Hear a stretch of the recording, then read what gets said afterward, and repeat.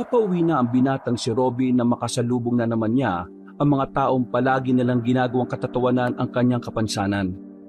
Gusto niya sanang iwasan na lamang ang mga yon, ang kaso nga lang tila walang balak ang grupo ni Dorobo na tantanan siya. Hindi niya alam kung bakit siya laging pinagdidiskitahan. Tingnan nyo nga naman oh. Nandito na naman yung kulang-kulang. Wala naman akong ginagawa sa inyo, mga tol. Huwag nyo nga akong guluhin. At talaga namang sumasagot pa ah. Nasaan na ba kasi yung kaputol ng braso mo? Pinahiram mo ba? Hindi niya pinahiram. Baka isinanla niya para makabili siya ng bagong braso. Baliw! Eh di ang tanga niya naman nun. Pinutol niya braso niya para bumili ng bago. Buwang yata yan eh. Ikaw ang buwang. Yung dati niya kasing braso, bulok na. Kailangan ng palitan. Bakit niyo ba ginagawang katatawa ng tungong kapansanan ko? Ano bang kasalanan ko sa inyo? Wala naman. Ang sarap mo kasing asarin eh. Oh, bakit? Bakit ganyan ka makatingin sa akin ha? Kapalag ka na ba? Palibasa kasi. Puro na lang kalokohan at gulo ang gusto nyo. Eh kaya kahit yung mga wala namang kasalanan sa inyo, pinagtritripan nyo eh. Sa halip na nangahama kayo ng iba, bakit hindi na lang kayo magbasa-basa ng libro? Para may matutunan din kayo mga tol. Adagoy! Sinasagot ka na pre oh! Aba, matapang ka na ha? Makakapalag ka na ba? Kaya mo na bang sumutok gamit dalawang kamay? Padaanin nyo na lang ako. Kailangan ko nang umuwi sa amin. Gagabi na eh. Walang kasama si Lola. Mamaya ka na umuwi. Dito ka na muna. Nag-uusap pa tayo eh. Tanungin mo siya kung gusto niyang sumali sa laro natin mamaya. Ay, oo nga pala. May laro kami mamaya. Sali ka. Ako yung boksingero. Tapos, ito naman si Tino ang coach ko. Alam mo kung ano ka. Ano pala? Ikaw yung punching bag.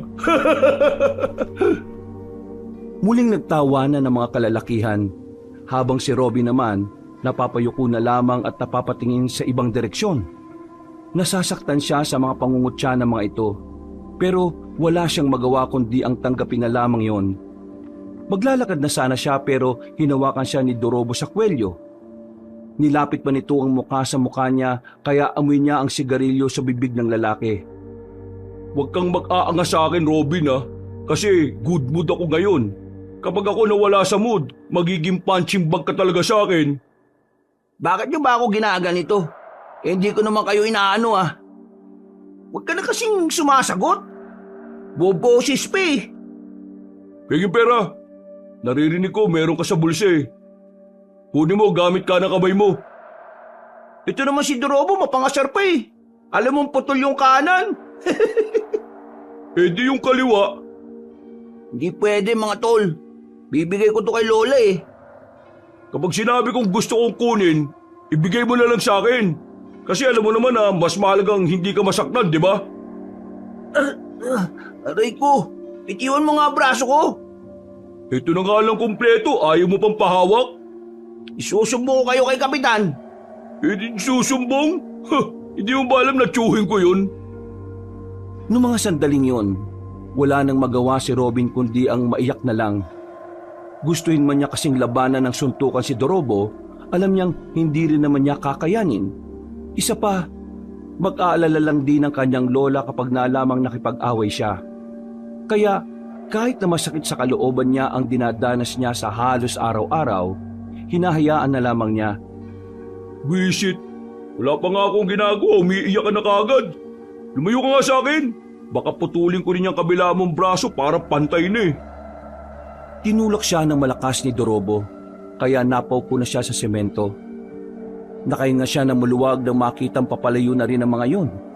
Ngunit ganun pa man, hindi pa rin mawala sa kanyang kalooban ng sakit at panliliit sa sarili.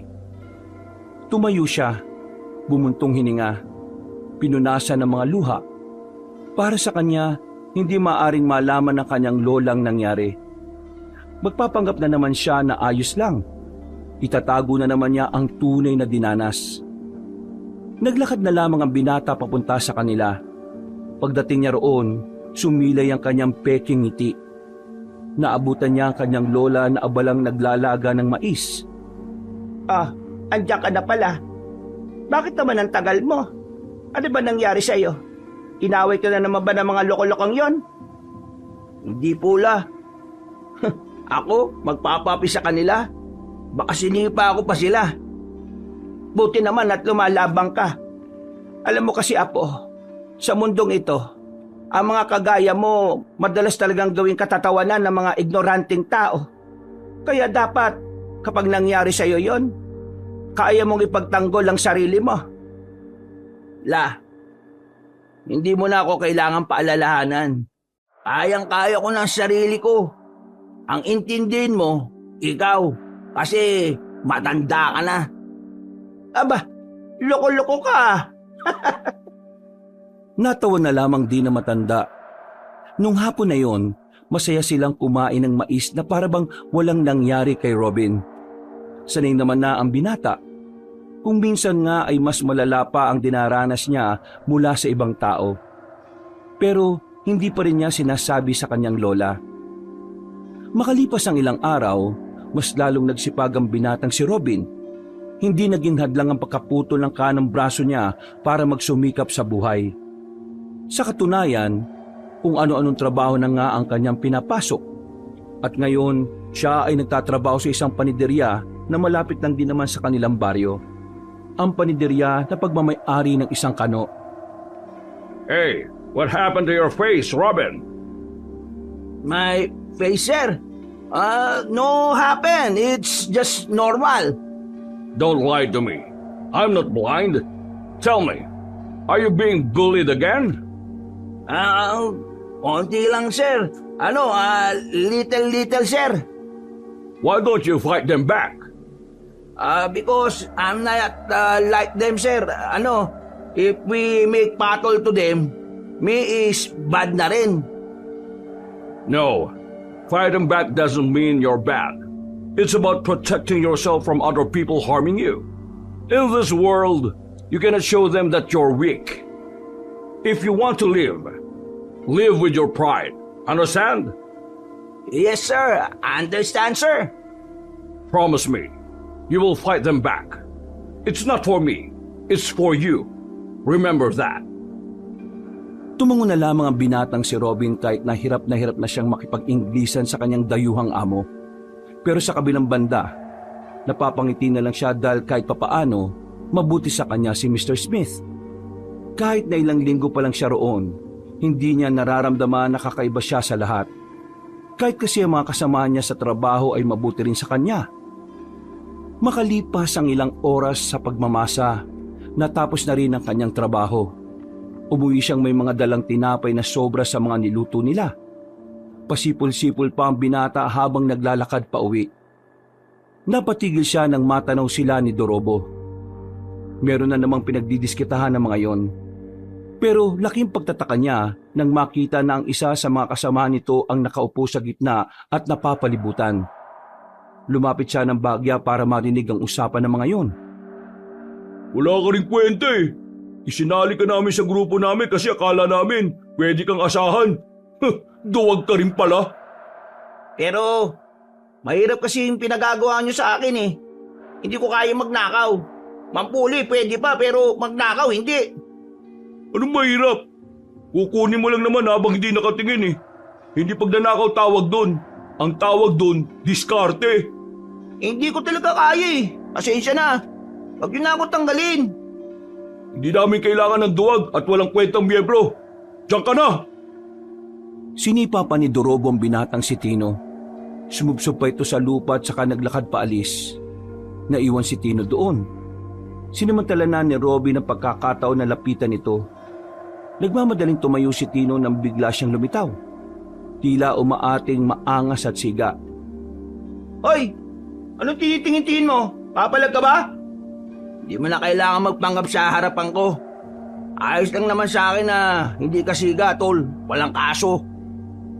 Pinagsasabi mo. Bigkusan kaya kita dyan. Nakita ko nangyari. Nakita ko kung paano kanila saktan. Alam kong sumali ka lang sa kanila para magpanggap na maangas. Magawa ka ba ng kwento? Lubayin mo nga ako bago pa kita masuntok. Hindi may tatago ng mata ang katotohanan. Tignan mo, malapit ka lang umiyak oh. Nung malapit nang umiyak, nasisiraan ka na yata ng bait eh. Sige na, tol. Umiyak ka na. Di naman kita uhusgahan eh. Di ako iiyak, no? Di ako kagaya mo na mahina. Sus, kunwari ka pa. Nangingilid na luha mo, tol. Umiyak ka na. Mas maganda nang nailalabas ang sama ng loob mo. Maya-maya lang, bigla na lang umiyak ang lalaking si Tino. Para itong bata na inagawan ng candy. Ang lakas ng iyak at ang ibang napapadaan ay napapatingin na rin sa kanila. Kaya kahit hindi naman gaano kilala ni Robin ang binatang si Tino, hinila niya yun paalis sa lugar na yun. Nakarating sila sa isang iskinita na walang gaanong dumaraan. O yan, diyan ka umiyak, tol. Walang makakakita sa'yo. Hindi na, tapos na ako umiyak. Yun na yun. Bakit? Ano bang gusto mo? Hanggang bukas? Ngayon naman, sabihin mo sa akin, tol.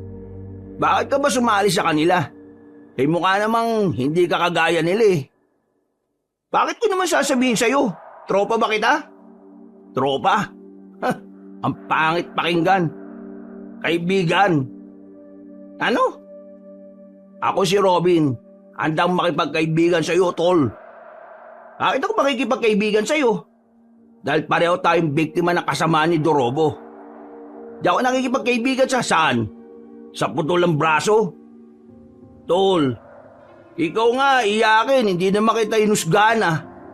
Oy, huwag mong ipagsasabi sa iba na umiyak ako ah. Kung makikipagkaibigan ka sa akin, o bakit? Gusto mo akong maging kaibigan? Eh kasi wala akong kaibigan, tol eh. At kapag pumayag ka, ikaw ang una. Sigurado ka ba? Wala kang kaibigan kahit na isa? Wala nga. Lahat ng nakilala ko, pinagdidiskitaan lang nila ako eh. Mahirap makipagkaibigan kapag may kulang sa'yo. Kasi, yun ang lagi na napapansin nila. O ano, makikipagkaibigan ka ba sa akin o hindi? Kapag nakipagkaibigan ako sa'yo, ano naman mangyayari? Malamang, magkaibigan na tayo. At kung anong sikreto mo, sasabihin mo na sa akin. Ganun din naman ako sa'yo, tol. Biglang nanahimik si Tino. Bumuntong hininga siya at tumingin sa malayo. Naging kagaya mo rin ako sa dati naming tinitiran. Pinagdidiskitan nila ako. Sa hindi ko maalamang dahilan eh. Ngayon, lumipat kami dito sa baryo na to. Nakita ko sila Dorobo. Natakot ako sa kanila kasi maangas at siga sila eh. Ay ang ginawa ko, sumali ako sa kanila. Di ba nga sabi nila, if you join them, beat them. Ha? Parang may mali yata, tol eh. Basta ganun. Basta sumali ako sa kanila para magmukha rin akong maangas. Para hindi malata ang kahinaan ko. Para walang lumapit sa akin para mambuli. Pero hindi ko nakala na kahit anong gawin ko, lalabas at lalabas pa rin ang pagiging mahina ko. Hindi ko sila kayang sabayan. Kasi tol, hindi ka naman kagaya nila. Hindi ka masamang tao.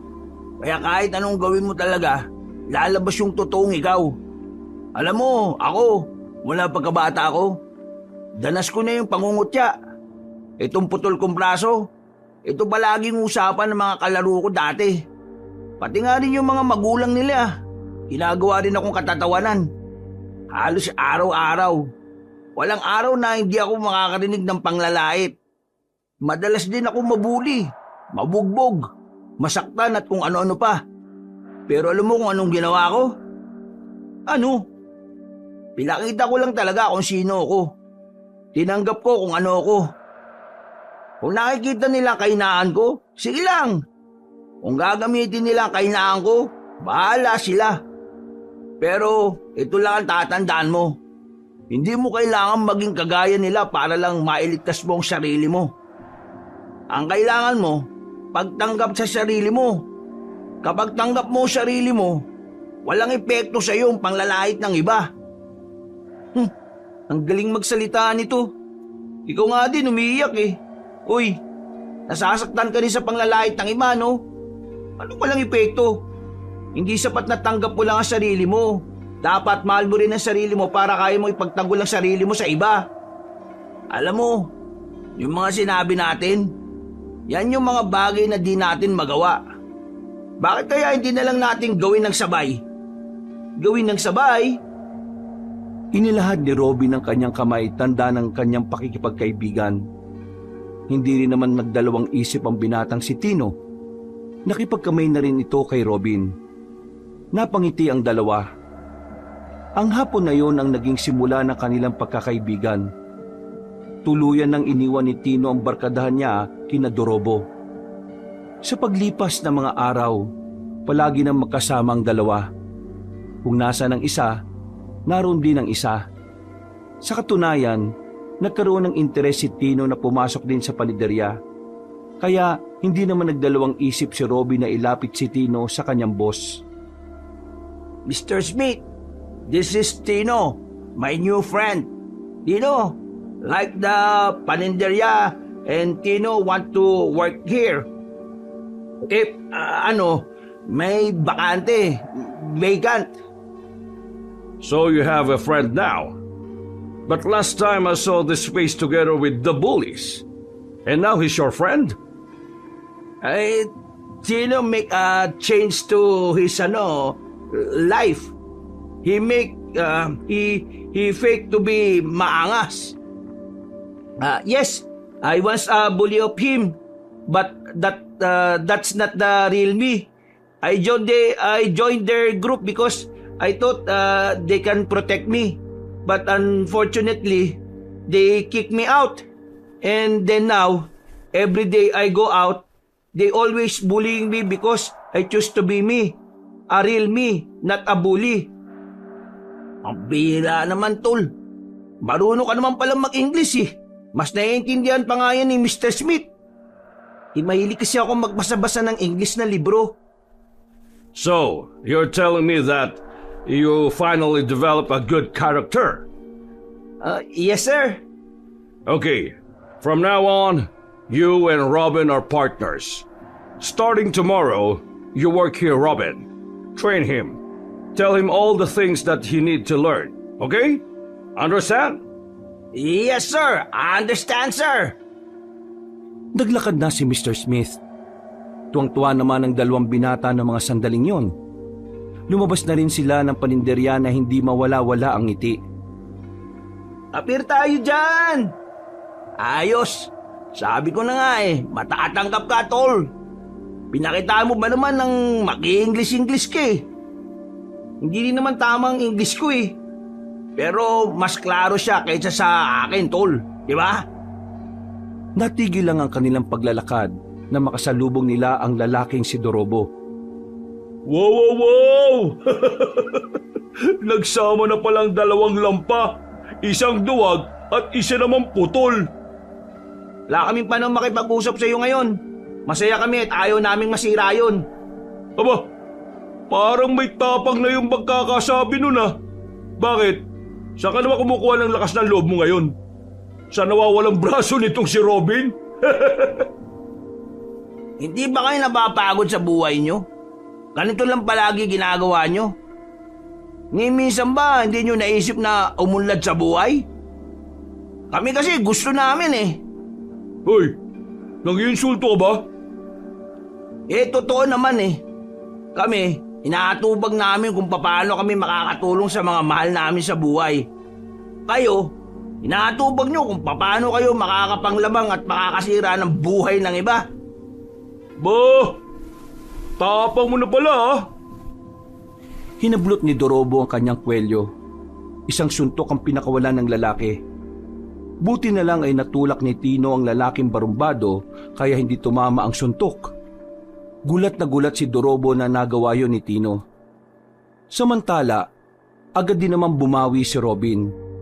Naalala niya kasi ang sinasabi ni Mr. Smith at ng kanyang lola. Kahit kaliwang braso na lamang ang meron siya, dali-dali siyang lumapit kay Dorobo at saka sinapak yun sa panga. Mahilo-hilo si Dorobo sa kanyang ginawa. Hindi makapaniwala si Tino sa kanyang ginawa. Nang makita nilang nakarecover agad si Dorobo, hindi na nagkatubili si Robin at Tino na tumakbo. Karipas ang kanilang ginawa. Hindi sila agad nahabol nila Dorobo dahil bahagya pa itong nahihilo. Habang tumatakbo, tawa sila ng tawa. Unang beses lang kasi nilang nakita na parang muntikan ng tumaob ang barumbadong lalaki. Nagtago sila sa gilid ng poste para makapagpahinga. Nakita nilang tumatakbo sila Dorobo patungo sa ibang direksyon kaya nakampante na sila. Pagtingin nila sa gilid, meron silang nakitang isang lalaki sa kabilang banda ng daan. Naglalaway, nanlilisik ang mga mata. Sa kaliwang kamay nito ay hawak nito ang manok na wala ng buhay. Umaagos ang sariwang dugo papunta sa lapag. Nang mapatingin yun sa kanila, nagmamadali ang lalaki na makaalis. Uy, Gagi, ano yun? Hindi ko alam, tol. Pero kinain niya yata yung manok ng hilaw eh. Pre, naisip mo ba yung naisip ko?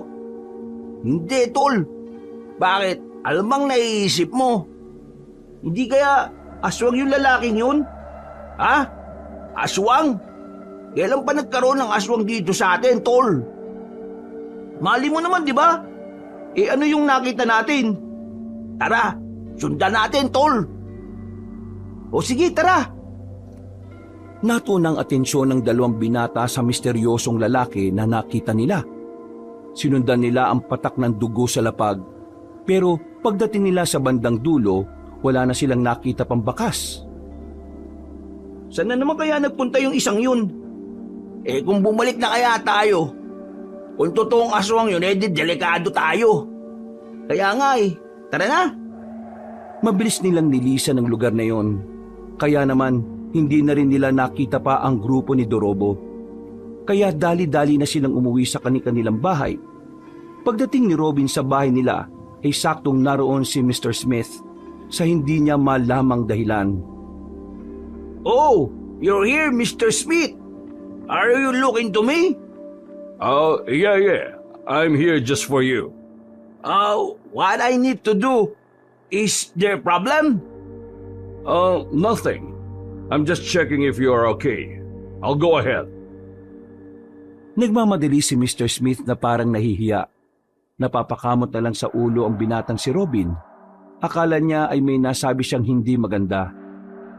Wala, ang problema ni boss. Bakit siya nagpunta rito? Kagaya nga na sinabi niya, inaalam niya lang kung nasa maayos ng kalagayan. Alam mo naman yon, maalalahanin sa mga tao niya. Ah, ganun ba? Eh bakit ganyan ang ngiti mo?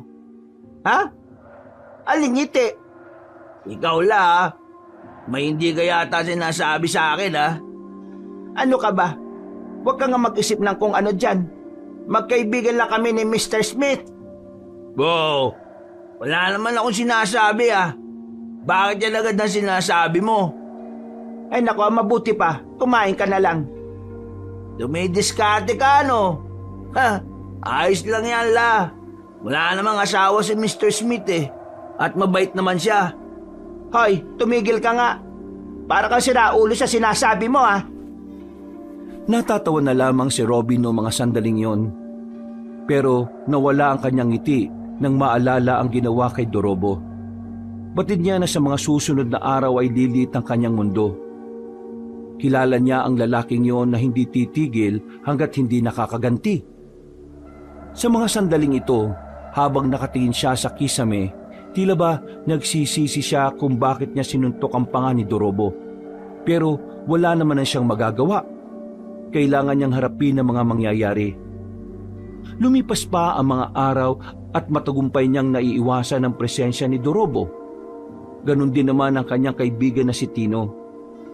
Kahit na papaano, hindi sila napapasangkot sa kahit na anong gulo.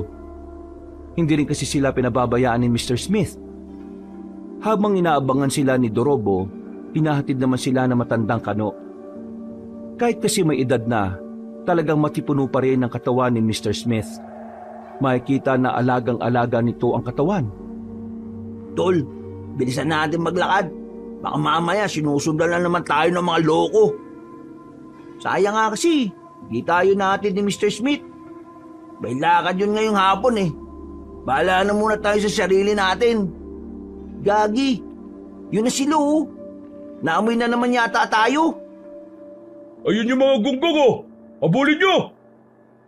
Dahil sa takot na baka mabugbog ng mga barumbadong lalaki, Dali-daling tumakbo ang magkaibigang Robin at Tino. Kung saan-saan sila sumuot. Hindi na nga nila namalayan na nakarating na rin sila sa kagubatan. Nakikita nilang nakasunod pa rin ang mga yon, kaya tumawid na sila sa hanging bridge. Napansin nilang takot pala si Dorobo sa matataas na lugar, kaya hindi na ito tumuloy sa kanila. Kapag naabutan ko kayo, babasagin ko ang mukha ninyo! Lalong-lalo ka na, putol! Wala akong kasalanan sa'yo. Ginawa ko lang yung para ipagtanggol ang sarili ko. Wala akong pakialam sa dahilan mo.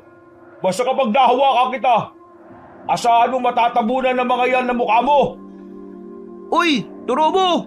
Tumigil ka na kasi! Bakit ba hindi ka nalang bumait kagaya ko? Wala ka namang mababala sa ginagawa mo eh. Kaya ka walang syota kasi ugali mo masama. Yang si Satanas sa'yo. Aba, bumoboses ka na rin oh. Umanda ka rin sa akin. Mabubugi ka talaga. Matapang ka diba, tol? Bakit hindi ka makatawid dyan sa tulay? Matapang ka lang sa mga hindi kayang pumalag sa'yo eh. Pero sa totoong hamon ng buhay, wala ka, Dorobo. Wala ka! Gigil na gigil si Dorobo ng mga sandaling yon, pero wala itong magawa. Ihahakbang pa lang kasi nito ang mga paa ay nakikita na nito ang kailaliman ng ilog. Kahit ang mga kasama rin nito ay nag-aalangan. Noong mga sandaling yon, umalis na lamang si Dorobo. Sigaw ito ng sigaw sa kagubatan dahil sa galit. Samantalang napaupo na lamang ang magkaibigan sa lapag.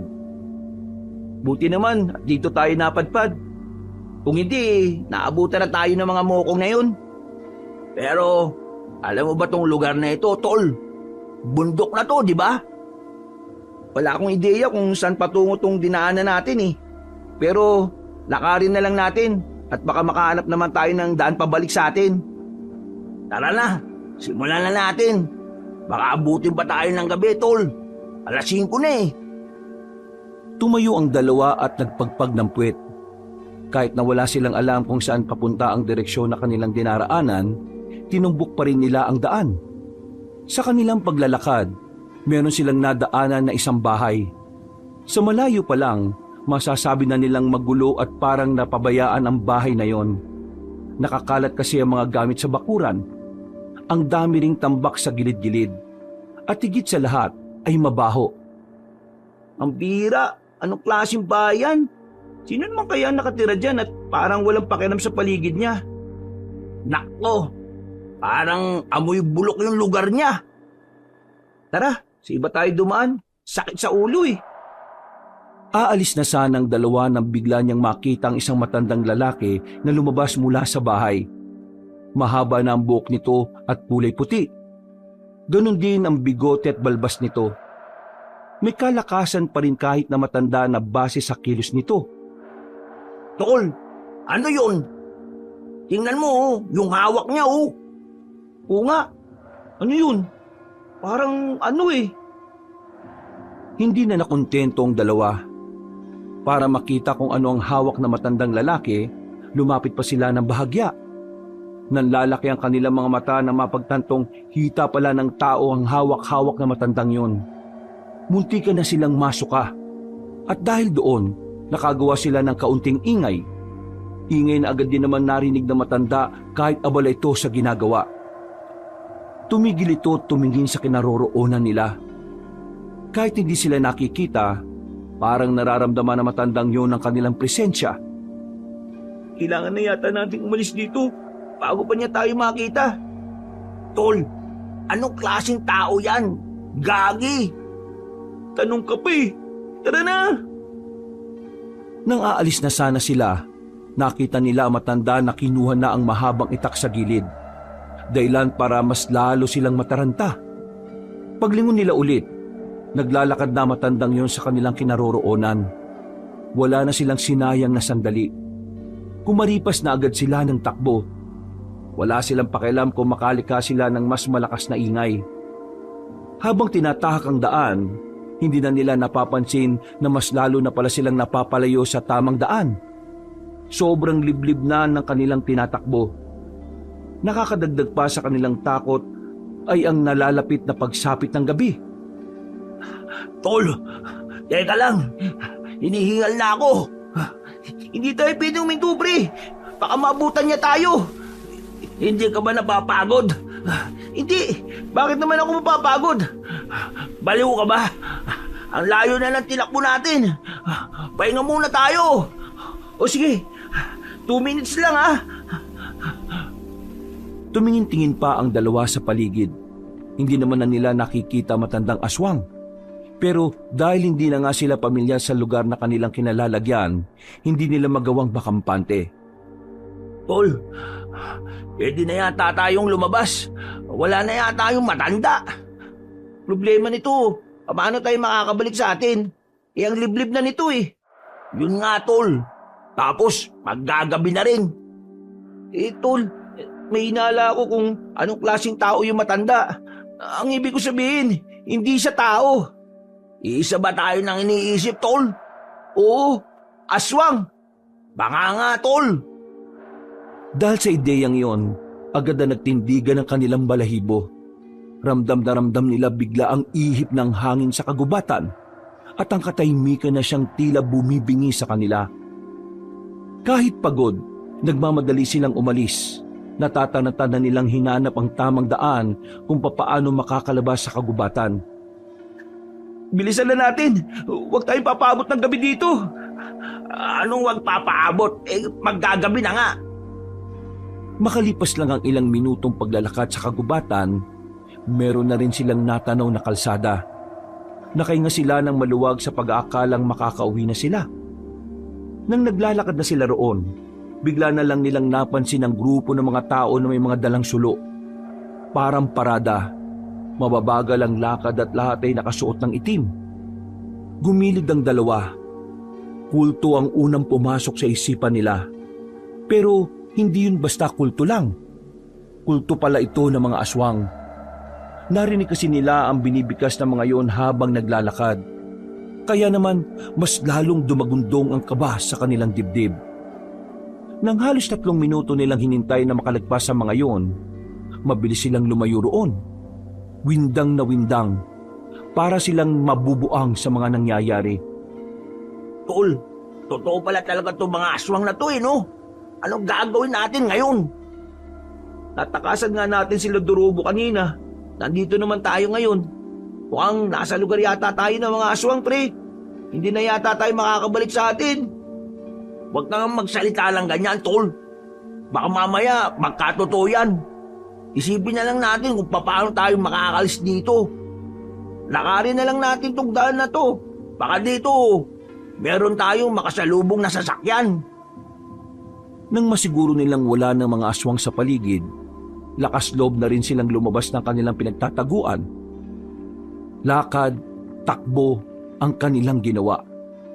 Hindi na rin nila nababantayan ng oras.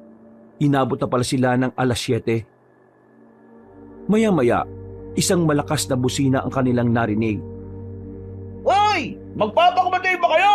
Makabokong kayo Kuya, baka pwedeng pasabay naman Sabay humarurot na lang ang sasakyan. Hindi sila pinakinggan ng lalaki. Mabilis na umalis ang truck. Bagsak ang balikat ng dalawa sa pag-aakalang makakabalik na sila sa kanilang baryo. Kaunting lakad pa ang kanilang ginawa. Meron na rin silang natanaw na liwanag. Meron palang nagmimina roon. Agad silang lumapit at nagtanong. Mabuti na lamang ay saktong may isa ring truck na papaalis. Kaya naman nakisabay na rin sila roon. Nakabalik naman sila ng kanilang baryo. Ang kaso nga lang ay 9:00 na. Kung saan-saan pa kasi nagpunta ang sinakyan nila.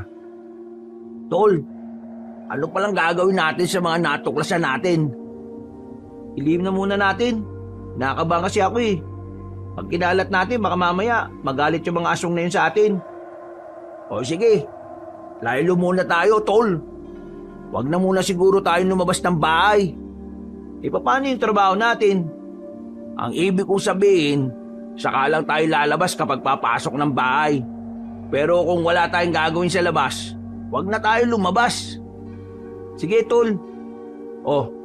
Ingat ka Baka makasalubong mo yung mga kumag Mabilis naman akong tumakbo At 2 naman ang kamay ko para makipagsuntukan. Hoy, tol! Nangasar ka ba? Joke lang naman. O sige na, uwi na ako. Tinapik na lamang siya sa balikat ni Tino.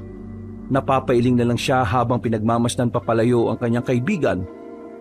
Pagpasok niya sa kanilang bahay ay inabutan niyang nakahain na ang pagkain niya. Pero ang kanyang lola ay nakahiga na at natutulog. Napapangiti na lamang siya. Kahit kasi malaki na siya at nasa tamang edad na, inaasikaso pa rin siya nito. Huwag kang mag-alala, Lola. Kapag ako nagkaroon ng maraming pera, ititira kita sa mas magandang bahay. Kinabukasan ng umaga, papasok na naman si Robin sa panaderya. Panibagong kaba na naman dahil iniisip niyang baka makasalubong na naman niya si Dorobo at ang grupo nito. Hindi na naman siya natatakot kung makikipagsuntukan siya. Umiiwas lang talaga siya sa gulo dahil ayaw niyang bigyan ng problema ang kanyang lola. Dinala mo na ba yung baon mo? Naipasok mo na ba? Ay, opo, Lola. Nandito na po sa loob. Ipinasok ko na po. Marami pong salamat, La. Mukhang mabait ka yata ngayon. No ka ba, La? Lagi naman po akong mabait eh. Ay, oo na. Sige na, umalis ka na. At baka mapagalitan ka pa ni Mr. Smith. Matapos yumakap sandali sa matandang babae, ay agad na rin siyang naglakad palayo. Kagaya ng laging ginagawa, ay dadaanan niya muna si Tino para sabay silang pumasok sa trabaho. Pagpunta niya kina Tino, ilang bahay lang ang agwat ay nakita niyang may mga nagkukumpulang tao. Tol, anong meron doon? Hindi ko rin alam eh. Tingnan natin. Nadadaanan naman natin eh. Tara, anong oras na rin oh? Paglapit nilang dalawa sa mga nagkukumpulang tao, nakita nilang isang lalaking nakahandusay sa harap ng bahay. Sa gilid nito ay merong umiiyak na babae, mukhang asawa.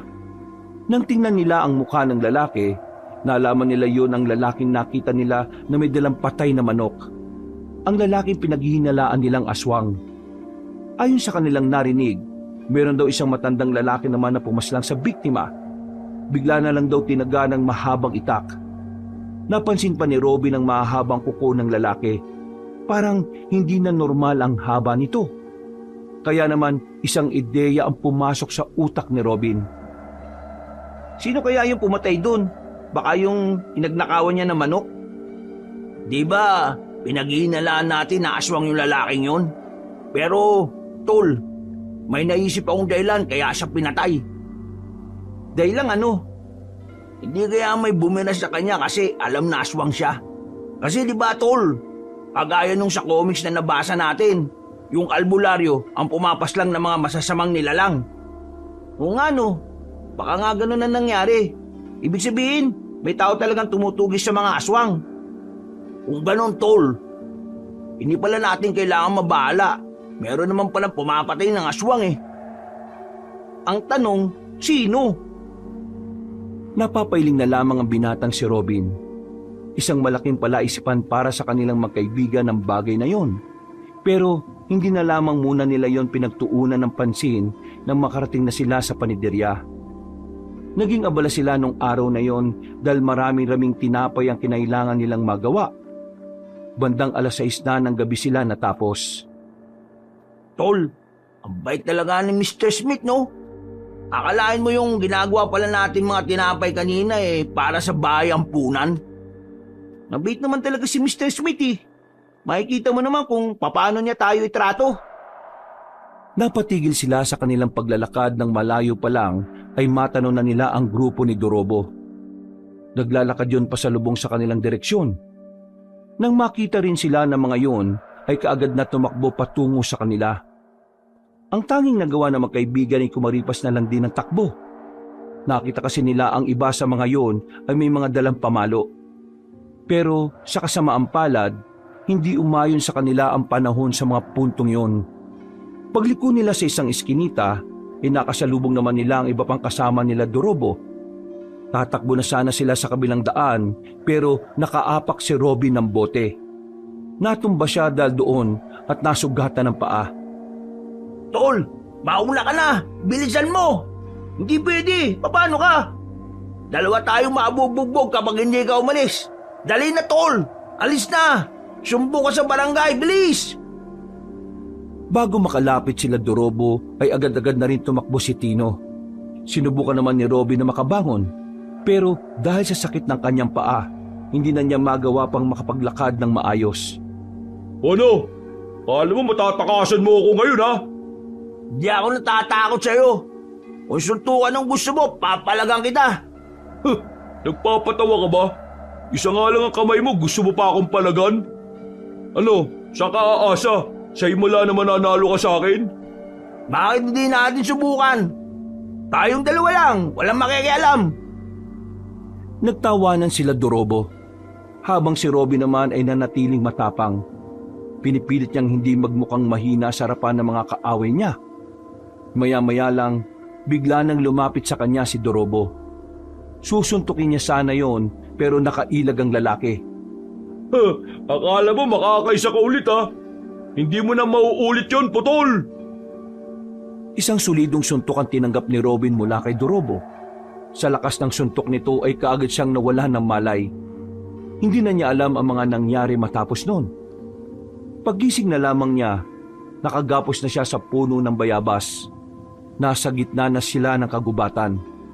Sila Dorobo naman ay nakapalibot sa pinagsama-samang sanga na sinisilaban ng apoy. Buti naman at gising ka na ngayon. Nasaan ba ako? Nasaan? Nandito sa gubat. Sa lugar kung saan huli kang makikita sa mundong ito. Anong sinasabi mo? Alisin niyo na tali niyan. Kanino ko ba gustong lumpuhin ang isang yan eh? Agad na inalis ang pagkakatali kay Robin. Kinuha ni Dorobo ang 2x2. Pinalo agad dito si Robin.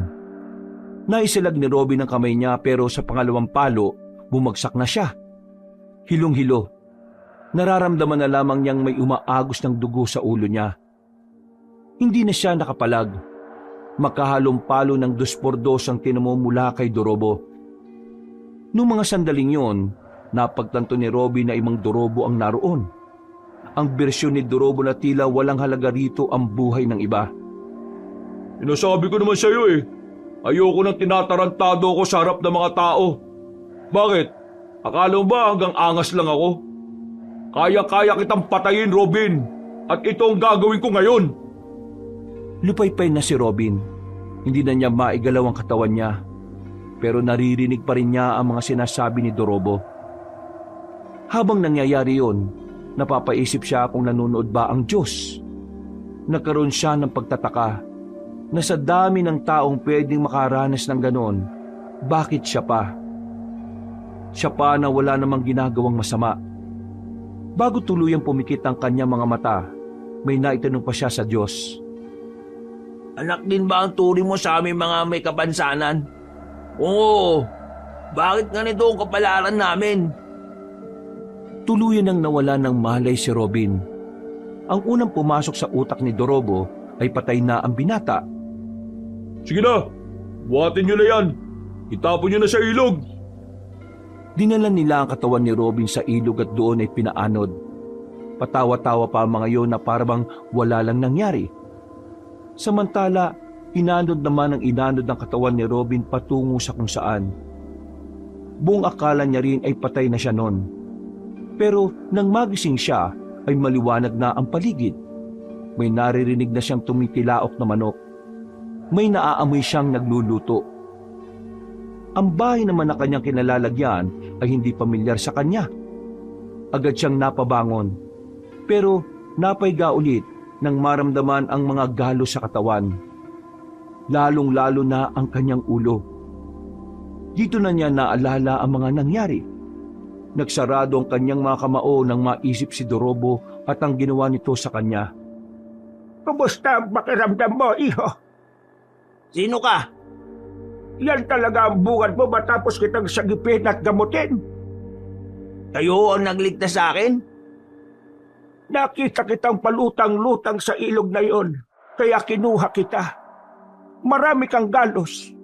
May sugat ka rin sa ulo.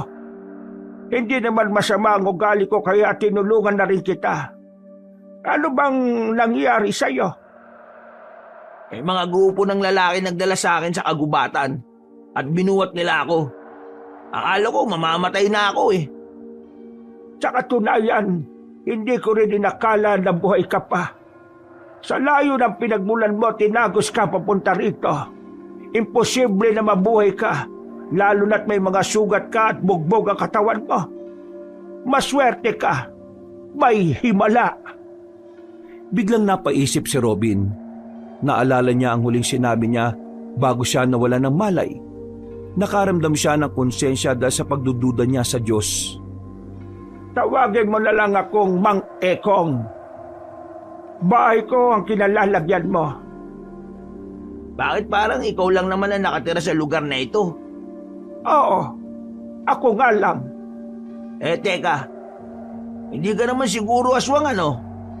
Kung aswang ako, edi sana'y nakalaga ka na. At yung mga laman lobo ginawa ko ng sinigang o kaya sisig. Akala ko aswang ka eh. Akala ko rin doon sa mga lalaking sinasabi mo lang ikaw natatakot. Sa mga aswang din pala. Bakit? Nakakita ka na ba ng aswang? Mga aswang, oo. Nakakita na ako. Saan? Nang misang inabol kami ng mga bumugbog sa akin. Nakarating kami sa isang bundok. Noong una, meron kami nakitang bahay. May matandang lalaki dun. Mahaba ang balbas at bigote niya. Tapos, nagulat na lang kami nang makita naming may bit-bit siyang hita ng tao.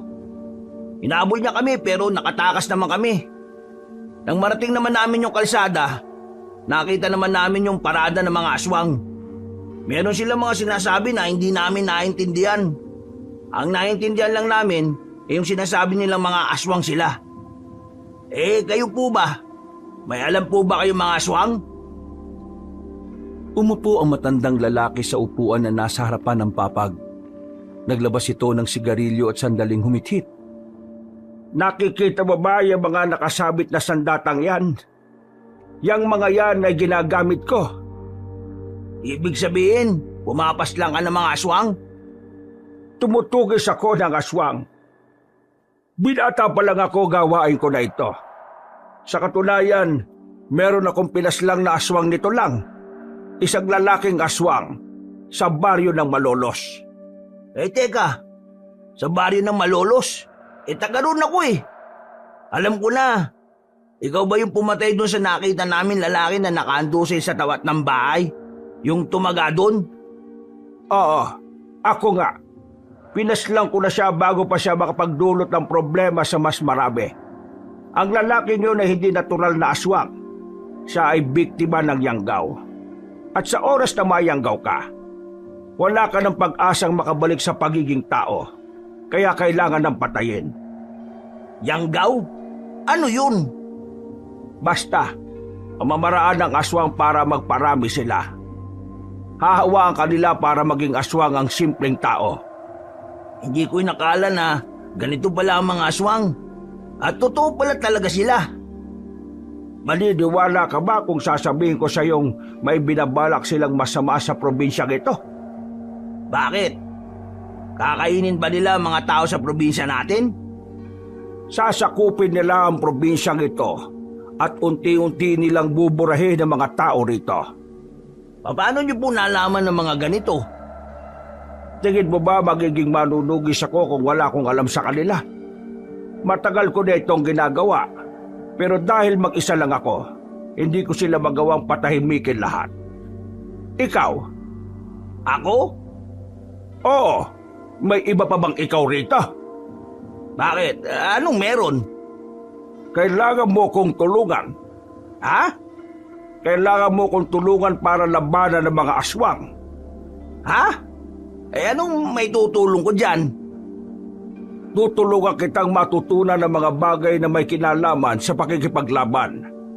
Uy. Sandali lang naman. Hindi pa naman ako napayag ah. At saka, tingnan mo nga, anong may tutulong ko sa laban-laban na yan? Kita mo naman, di ba? Buto lang kanang braso ko. Ano naman? Anong ano naman?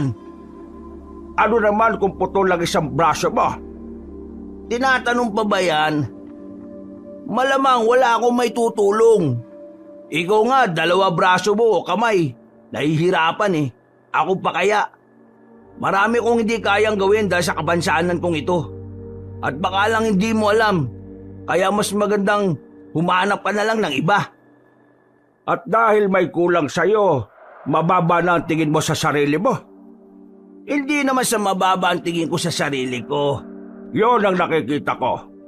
Kaya ka siguro nabubuli ng mga siraulo kasi hinahayaan mo lang sila noon. Kasi iniisip mo na hindi ka pwedeng pumalag sa kanila kasi may kulang sa katawan mo. Alam mo, hindi naman nakapansanan mo ang problema kung bakit ka nanliliit eh. Kundi ang takbo ng utak mo ang dapat mong ayusin. Kasi kung ikaw mismo bababa ang tingin mo sa sarili mo, ano pa nga asahan mo sa iba? Kung ano ang trato mo sa sarili mo, ganon din ang trato nila sa iyo. Hindi na nakapagsalita si Robin. Nakaramdam siya ng lungkot at tiya sa kanyang sarili. Aminin man niya kasi o hindi, tama naman ang mga sinabi na matanda. Matagal na panahon na niya rin kasing hinahayaan ng mga taong nang aapi sa kanya. Matagal na panahon siyang nanahimik at umiintindi. O bakit ka natahimik? Tama ako, no?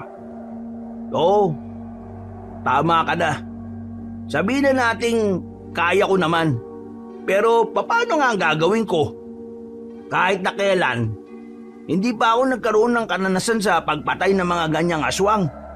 Tsaka, bakit mo ba ako pinipilit? Wala ka namang ibang mahanap? Ang totoo niyan, marami na akong nakasama. Pero ni isa sa kanila ay wala man lang karapat-dapat. Ikaw napili ko kasi nararamdaman kong busilak ang puso mo. Busilak? Hindi mo naman ako kilala eh. Kaya nga sabi ko nararamdaman ko. Nakikinig ka ba talaga ng maayos sa sinasabi ko? Hindi ko alam kung papatusin ko yan eh. Gusto ko lang naman kasi ng payapang buhay kasama ng lola ko. Gugulo lang ang buhay ko kapag sumama ako sa iyo eh. Kung hindi ka sasama sa akin, ganun din. Magiging magulo pa rin ang buhay mo at ang buhay ng lahat. Dahil nalalapit na ang kanilang paghahasik. Pero kung sasama ka sa akin, pwede natin silang mapigilan. Pwede nating mapabagal ang mga plano nila. Manong, pasensya na. Pero ang hirap din kasing magtiwala sa sinasabi mo kasi hindi naman kita kilala eh. Gusto mo bang malaman kung nagsasabi ako ng totoo?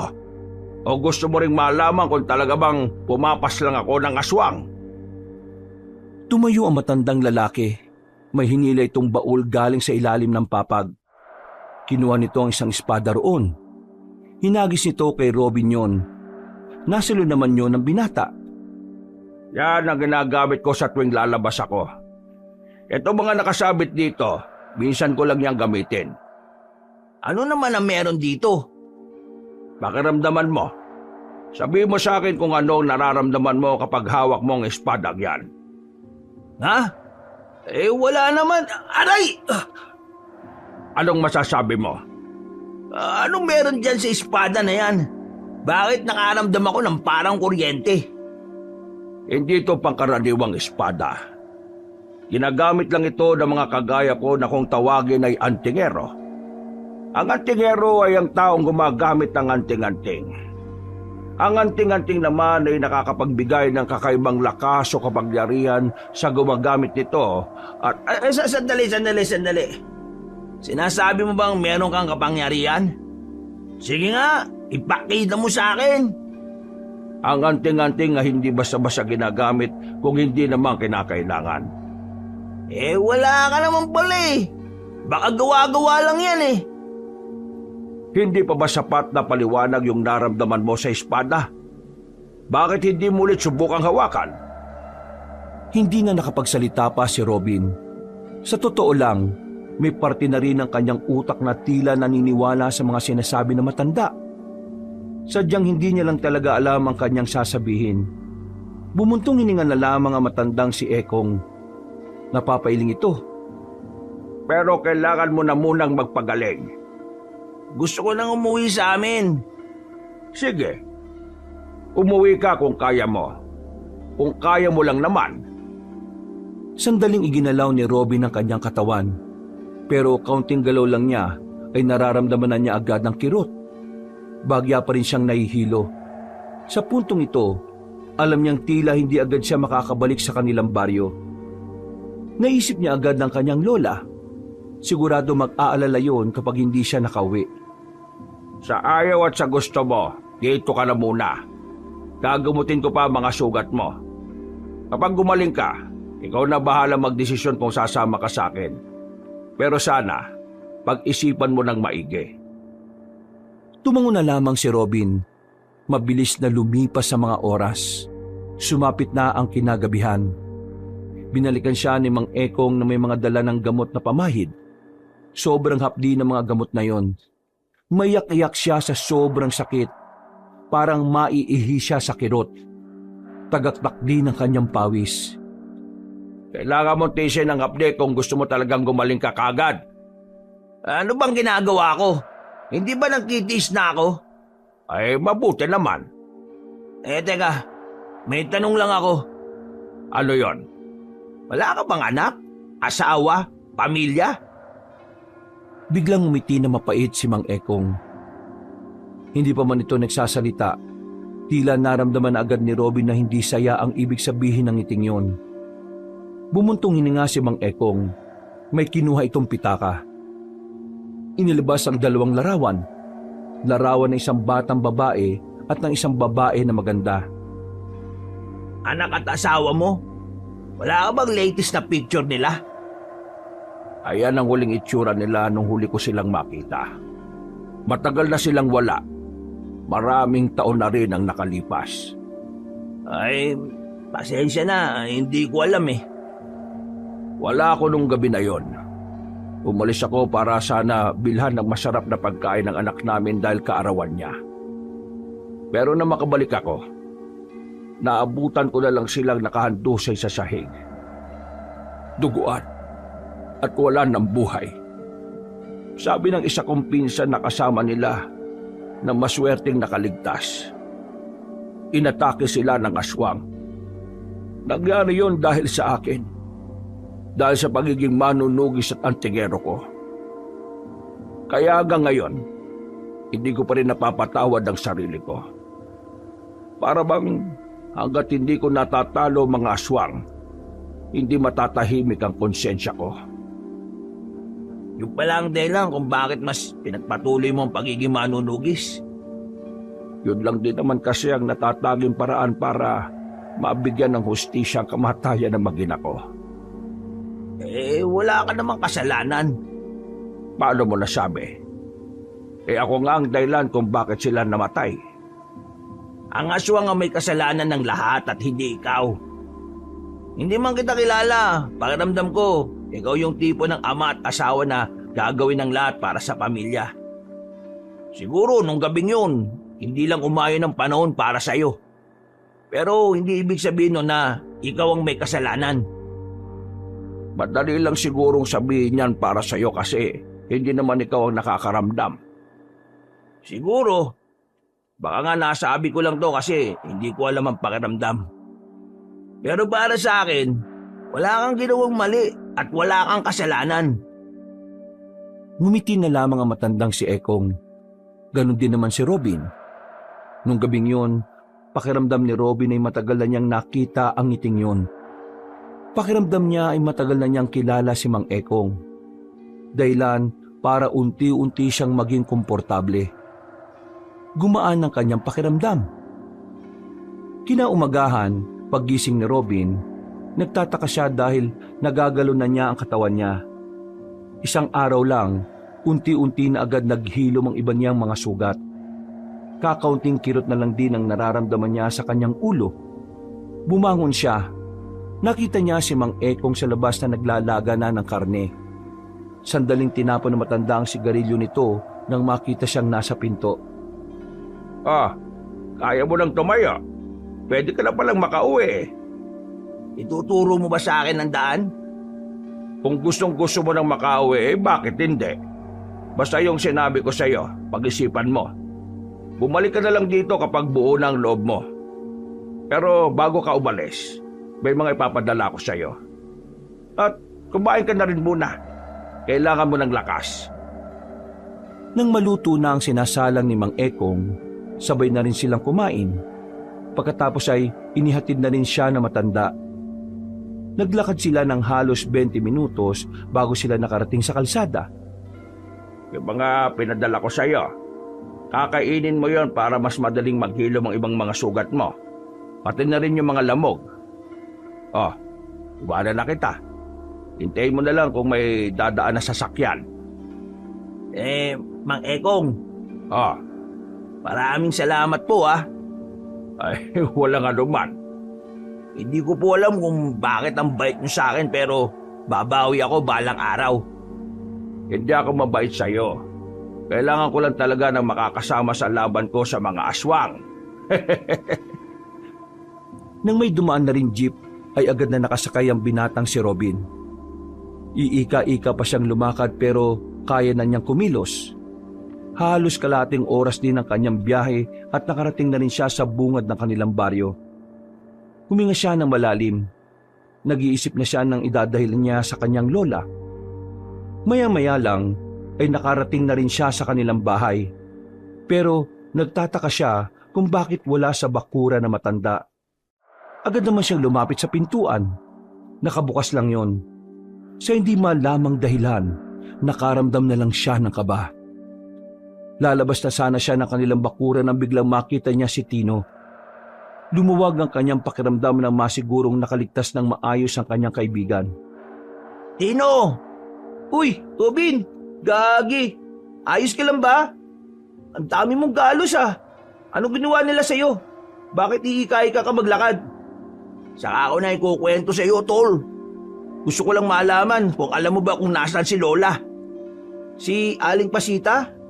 Oh, bakit? Nasa ospital si Aling Pasita kagabi pa. Ha?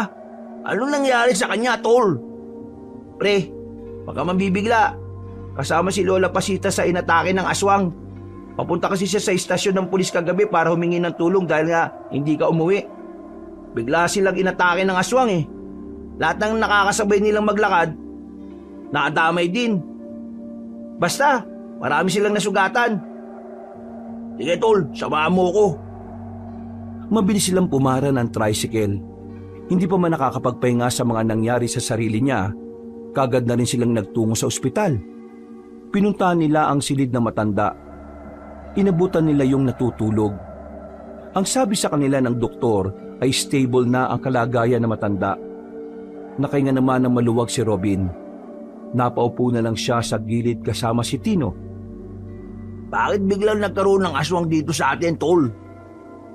Hindi ko rin alam Basta bigla na lang daw lumitaw. Merong isa na nakuha sa kanila. Hanggang ngayon, hindi pa rin natatagpuan. Wala nang balita kung ano na nangyari. Mukhang nakakatotoo na nga yung sinasabi ni Mang Ekong Sinong Mang Ekong? Basta, tol. O isa ka pupunta. Hahanap ako ng pera para mabayaran lahat ng mga bayarin dito sa ospital. Bayad na to. Sinagot na ni kapitan natin ang lahat ng gastusin. Mabuti naman kung ganon. Tol, ikaw na munang bahala kay Lola. Sabihin mo, nakabalik na ako para di siya mag-alala. Naghanap lang kamo ako ng pera. Isan nga naman ang punta mo. May kailangan kong makausap na tao. Sige na, tol. Kahit na miss na niya ang kanyang lola, pinili na muna niyang balikan si Mang Ekong. Napagtanto niya kasing mas mainam nang tanggapin niya ang alok nito nang sa ganun ay magkaroon din siya ng kakayahan na protektahan ng kanyang lola. Bakit nandito ka na kagad? Mang Ekong, nakapag-desisyon na po ko. Asama mo na ba ako? Opo. Bakit naman bigla ka nakapag-desisyon? Napasama po yung lolo ko sa mga inatake ng aswang sa lugar namin kagabi. Naisip ko lang na kailangan kong protektaan ng lola ko. At hindi ko yung magagawa kung wala akong lakas ng loob at kung wala akong kaalam-alam kung paano labanan ng mga aswang. Kung papayag ka na pala, marami akong ipapaliwanag sa iyo. Mga bagay na dapat mong tandaan sa pagiging antingero. Antingero? Magiging ganun po ba ako? Halika, sumama ka sa akin. Naunang naglakad na matandang lalaki at nakasunod lang si Robin dito. Makalipas ang halos 10 minutong paglalakad, narating na rin nila ang sapa. Sa gilid ng sapa, may maliit na kuweba. Hindi kakasya ang tao kung hindi ito gagapang. Seryoso? Dadaan tayo dyan? Ano ba talaga ang gusto mo ipakita sa akin? Nasa loob nito ang isang anting-anting na matagal nang naghihintay ng amo. Sumunod ka sa akin. May mga galos pa ako eh. Masakit pa rin konti. Tiisin mo! Gumapang na si Mang Ekong. Napapailing na lamang si Robin pero sumunod na rin siya sa matanda. Nang malagpasan nila ang masikip na lagusan, nakatayo na rin sila sa wakas. Nasa malawak na parte na sila ng kuweba. Tulungan mo ako itulak ang batong ito. Eh, ang bigat naman ito. Nang maalis na nila ang batong naroon, bumungad sa kanila ang kwintas na may palawit na buwan. Kulay pilak ito. Nanlalaki ang mga mata ni Robin nang makita niyang maliwanag yon. Uy, Mang Ekong, anong nangyayari? Ibig sabihin lang nito, kinikilala ka ng anting-anting. Kunin mo siya. Kukunin ko talaga? Oo. Ano bang sinabi ko? Marahang kinuha ni Robin ang kwintas. Namamangha siya sa liwanag na inilalabas nito. Maya-maya lang ay meron na rin siyang naramdaman na parabang may dumadaloy sa braso niya patungo sa buong katawan. Uy, anong nangyayari sa akin? Kagaya nga ng sinasabi ko, kinikilala ka ng anting-anting. Ibig sabihin lang nito, ikaw ang bagong tagapangalaga niyan. Bagong tagapangalaga? Ibig sabihin may dati? Oo. Ang kaso nga lang, nawala sa wisyo ang taong yon. Nalulong sa sugal at napabayaan na niya ang anting-anting na to. Kaya naman, ikaw ang pinipili niya dahil sa pagiging bukal ng puso mo. Paano ko naman to gagamitin? Susot ko lang? Ako na lang bahala magturo sa'yo. Papakinggan mo lang ang lahat ng sinasabi ko. Matapos makuha ang anting-anting na yon, ay agad na rin silang umalis doon. Hanggang sa makarating sila sa bahay ni Mang Ekong ay di pa rin siya makapaniwala sa nakikita niyang liwanag. Maya-maya lang ay sinimulan na rin nila ang pag-aaral tungkol sa mga bagay na dapat niyang malaman. Makakapal na libro ang nilabas ni Mang Ekong. Napapakamot na lamang ng ulo si Robin. Narito sa mga librong ito ang mga dapat mong matutunan. Binasa ni Robin ang lahat ng mga nakasulat sa libro. Ilang araw siyang nagpabalik-balik sa bahay ni Mang Ekong para lamang matutunan ng lahat.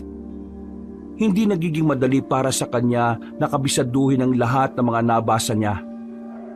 Pero kahit na papaano, nagkaroon siya ng progreso. Sa mga sumunod na araw, ang sinasanay naman ni Robin ay kung paano gamitin ng maayos ang anting-anting. Sinasabayan niya rin ng paghawak ng sandata. Madali lang nakukuha ni Robin ang mga galaw.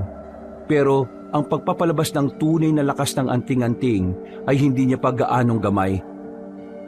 Wala pa rin ba sila Dorobo? Wala nang mangyari yun sa'yo. Hindi na sila rito nakita eh. Baka akala siguro nila eh, namatay ka na kaya nagtatago na. Mas maganda nang wala sila rito, tol. Kasi kung nandito sila, binubuli pa rin nila tayo. Mayayari na sila sa akin. Eh baka atakin sa puso mga yun kapag nalaman nilang buhay ka pa. Pero masaya ako sa iyo, pre. Mukhang maganda ang dulot sa iyo ng sinasabi mong manunugis ng aswang eh. Sigurado ka ba na papasukin mong landas, pre? Delikado kasi yan eh. Nung una, nag-aalangan din ako, tol. Lalo na ngayon. Meron akong kakulangan. Pero naisip ko rin naman na hindi tuwad lang para gumawa ko ng paraan para protektahan ang mga mahal ko sa buhay. Ayoko nang maramdaman pa na wala akong silbi sa buhay ng iba eh. Isa pa, may masamang binabalak ang mga aswang. Kailangan namin silang mapigilan. Kung hindi, baka marami tayong mapahamak. Eh pre, pwede ba ako dyan? Saan? Dito sa tabi ko? Eh di tumabi ka. Umusog ng bagya si Robin habang sila'y nasa lumang waiting shed. Natatawa na lamang si Tino dahil mali ang pagkakaunawa ni Robin. Hindi. Ang ibig kong sabihin, pwede ba ako dyan sa pinasok mo? Gusto ko rin kasi matutong pumalag sa mga aswang, pre. Kasi ayoko naman dumating yung araw na sila mama ang mabiktima kasi wala akong magawa. Sigurado ko ba sa sinasabi mo, tol? Hindi kasi biro tong ginagawa ko. Buhay ang nakataya dito, tol. Ganun din naman eh. Kung wala akong gagawin eh, baka mapahamak din ang pamilya ko kasi sabi mo nga, may masamang balak ang mga aswang. Kaya ganun na lang ang gagawin ko. Gagawa na lang din ako ng paraan. Kaya sige na, isama mo na ako dyan. Gagawin ko lahat para lang matuto. Kung ganon, sumama ka sa akin ngayon. Eh, paano lola mo? Nagpaalam naman na ako sa kanya eh. Naaalis ako ngayong araw.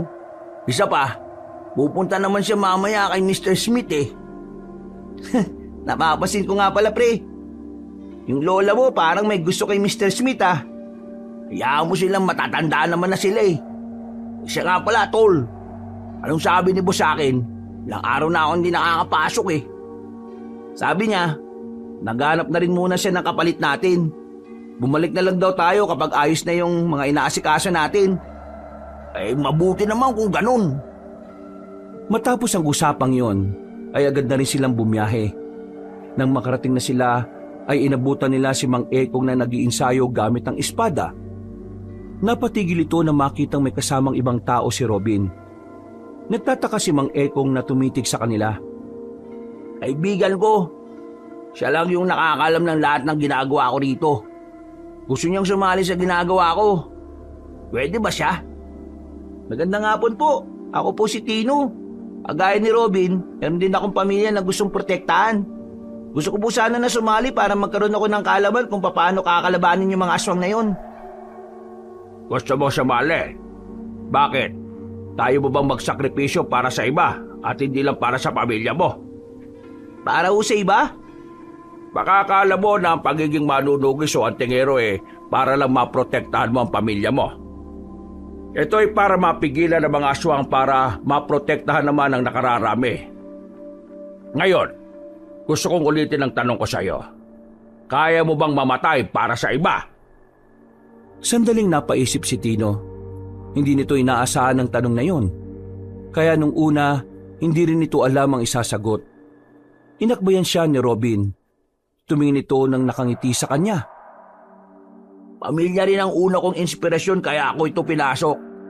Pero nung maunawaan kong panganib na maaaring gawin ng mga aswang na yon, saka ako naintindihan na kailangan din pala ako ng ibang tao, tol. Isipin mo na lang kung ano ang mangyayari sa oras na ang pamilya mo lang ang nakaligtas sa gulo. Habang ang iba ay namatay. Hindi mo naman ako kailangan konsensyahin, pre. Kasi buo naman na loob ko eh. Kaya ko magbuwis ng buhay para sa ibang tao. Hindi ako takot mamatay para sa nakakarami. Kung ganyan naman pala wala tayong problema. Kunin mo ang isang itak na naroon sa pinto at lalabanan mo ko. Ha? Agad-agad? Gusto mong magsala, hindi ba? Kaya labanan mo ko. Napapakamot na lamang sa ulo si Tino. Sa hapon na yon, nagsimula ang pagsasanay ng lalaki. Habang si Robin naman, nagtungo siya sa kagubatan para subukan namang buhayin ang tunay na kapangyarihan ng kanyang anting-anting. Umupo siya sa malaking bato sa gitna ng kakahuyan. Ipinikit niya ang mga mata. Sinubukan niyang kumonekta sa kalikasan. Matinding konsentrasyon ang kanyang ginawa. Pero sa kasamaang palad, hindi pa rin naging aktibo ang tunay na kapangyarihan ng anting-anting. Ang tanging nagagamit lamang niya ay ang kakaunting parte nito. Makalipas pa ang 1 linggo, naging handa na rin ang magkaibigan para sa kanilang magiging unang misyon. Babalikan nila ang bahay ng matandang aswang na nakita nila. Dakong 9:00 ng gabi, umalis na sila sa bahay ni Mang Ekong. Mang Ekong, gaano nyo na po katagal ginagawa tong pagtugis sa mga aswang? Matagal na rin.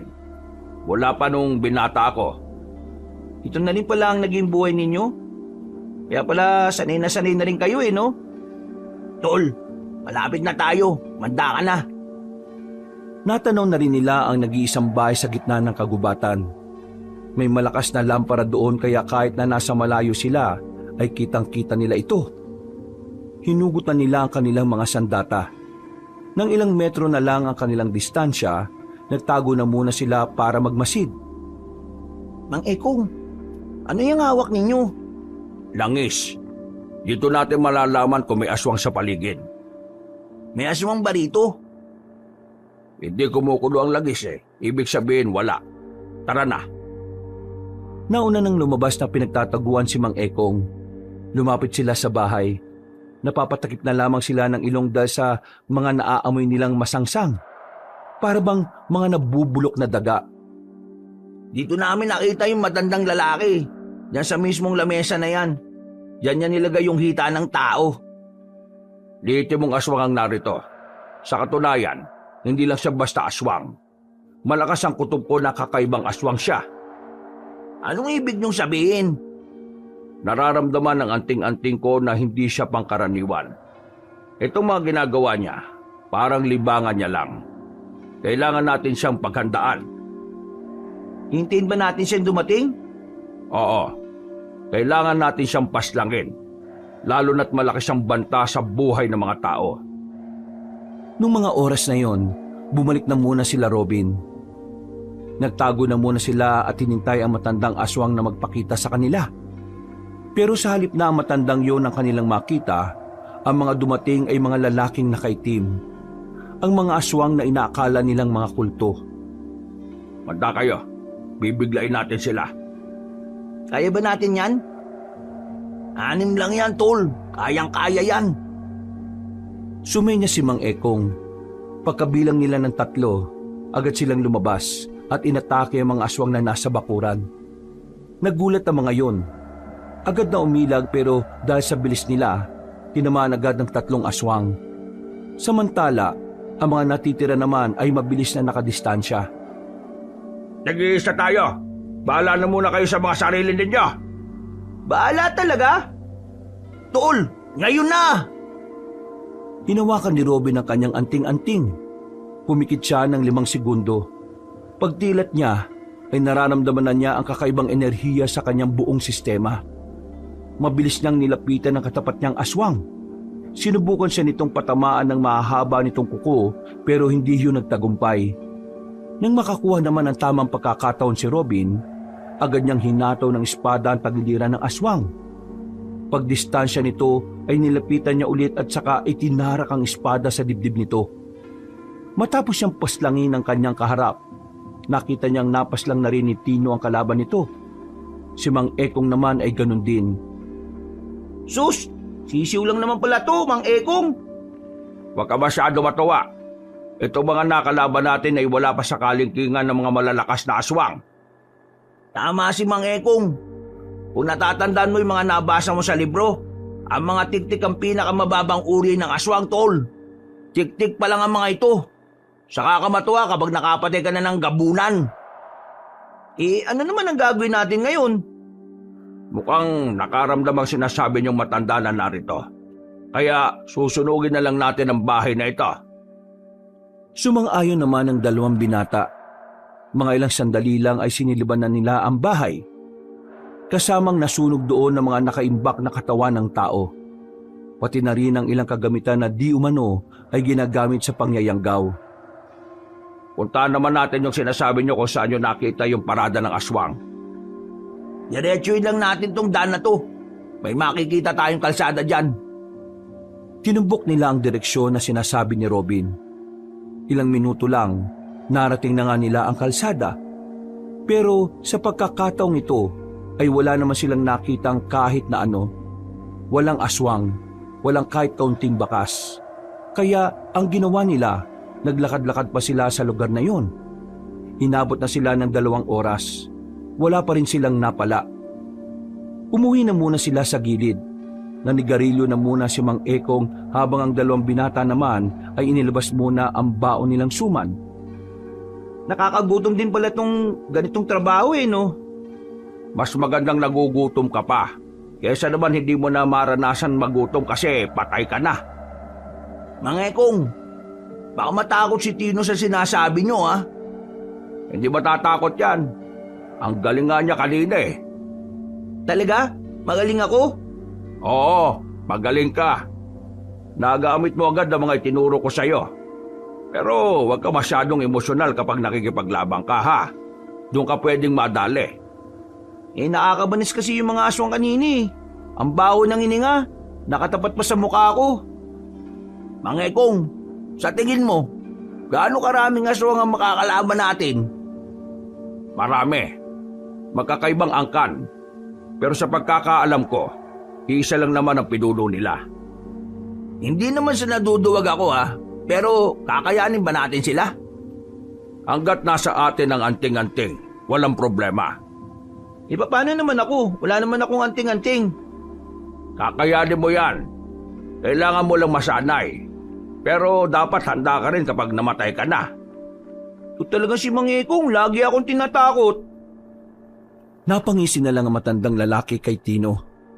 Mga nasa 10 minuto rin ang kanilang pagpapahinga. Maya-maya lang ay nagpatuloy na rin sila. Pero hindi na nila nahanap pa ang mga aswang. Pati na rin ang matandang kanilang hinahanap ay wala na rin. Napagdesisyonan na lamang muna nilang umuwi. Nang sa ganun ay nagkaroon sila ng maayos na pagpapahinga. Pumasok na kayong dalawa sa loob at matulog na kayo. Hindi dapat kayo nagpupuyat. Ikaw, Mang Ekong, hindi ka ba matutulog? Matutulog na rin ako maya-maya. Magpapahagin lang muna ako. Mukhang malalim ang iniisip nyo Hindi naman. Inuubos ko lang tong sigarilyo. Sige na, pumasok na kayo sa loob. Tumango na lamang si Robin at Tino. Magkatabi sila sa papag. Paghiga nila ay saka lamang nawala ang kanilang antok. Pareho nilang naalala ang mga kaganapan habang kinakalaban nila ang aswang. Hindi pa rin makapaniwala si Robin na kinaya niyang makapaslang ng ganong kabangis na nilalang. Dahil dito, unti-unting tumaas ang kanyang moral. Hindi na niya pinapansin ang kakulangan niya sa katawan. Para bang pakiramdam niya, pinanganak na siyang kumpleto dahil sa nagawa niyang pakikipaglaban. Hanggang ngayon, nagpapasalamat pa rin ako kasi buhay ka. Ano ka ba, tol? Halos 2 linggo na yun. Hindi ka pa rin ba makamove on? Buwang ka ba? Akala mo ba nakatulog ako noon? Isip ako ng isip kung ano nangyari sa'yo, no? Sinubukan ko nga makapagsumbong sa mga pulis pero di rin naman ako inintindi. Pakiramdam ko kaya noon, wala akong kwenta. Sus, wag mo nga sabihin niyan, tol. Wala ka namang kasalanan sa nangyari. Kaya kita unang pinatakas kasi ayaw ko rin naman na mapahama ka. Tapos na yun, kalimutan mo na yun. Ang malaga, buhay ka at magkasama na tayo ulit. Ako pre, sa susunod na malagay na naman ang buhay natin sa alanganin. Hindi na kita iiwan. Ikaw ang bahala, tol. Gusto mo yan Lumipas ang 1 oras, muli na silang dinalaw ng antok. Mahimbing ang kanilang tulog, pero maaga silang ginising ni Mang Ekong. Ayon sa matandang lalaki, kailangan nilang pumunta sa kanilang baryo. May hinala kasi ito na doon na nagmamasid at umaaligid ang ibang aswang. Dahil sa ideyang ito, nagmamadali silang makaalis. Pagdating nila sa baryo ng Malolos, wala naman silang napapansin na kakaiba. Nilibot nila ang buong baryo at nasiguro nilang wala namang aswang na nakapaligid. Palagay ni Robin, masyado pang maaga kaya hindi pa nagpupunta roon ng mga aswang. Pero hindi sila naging kampante.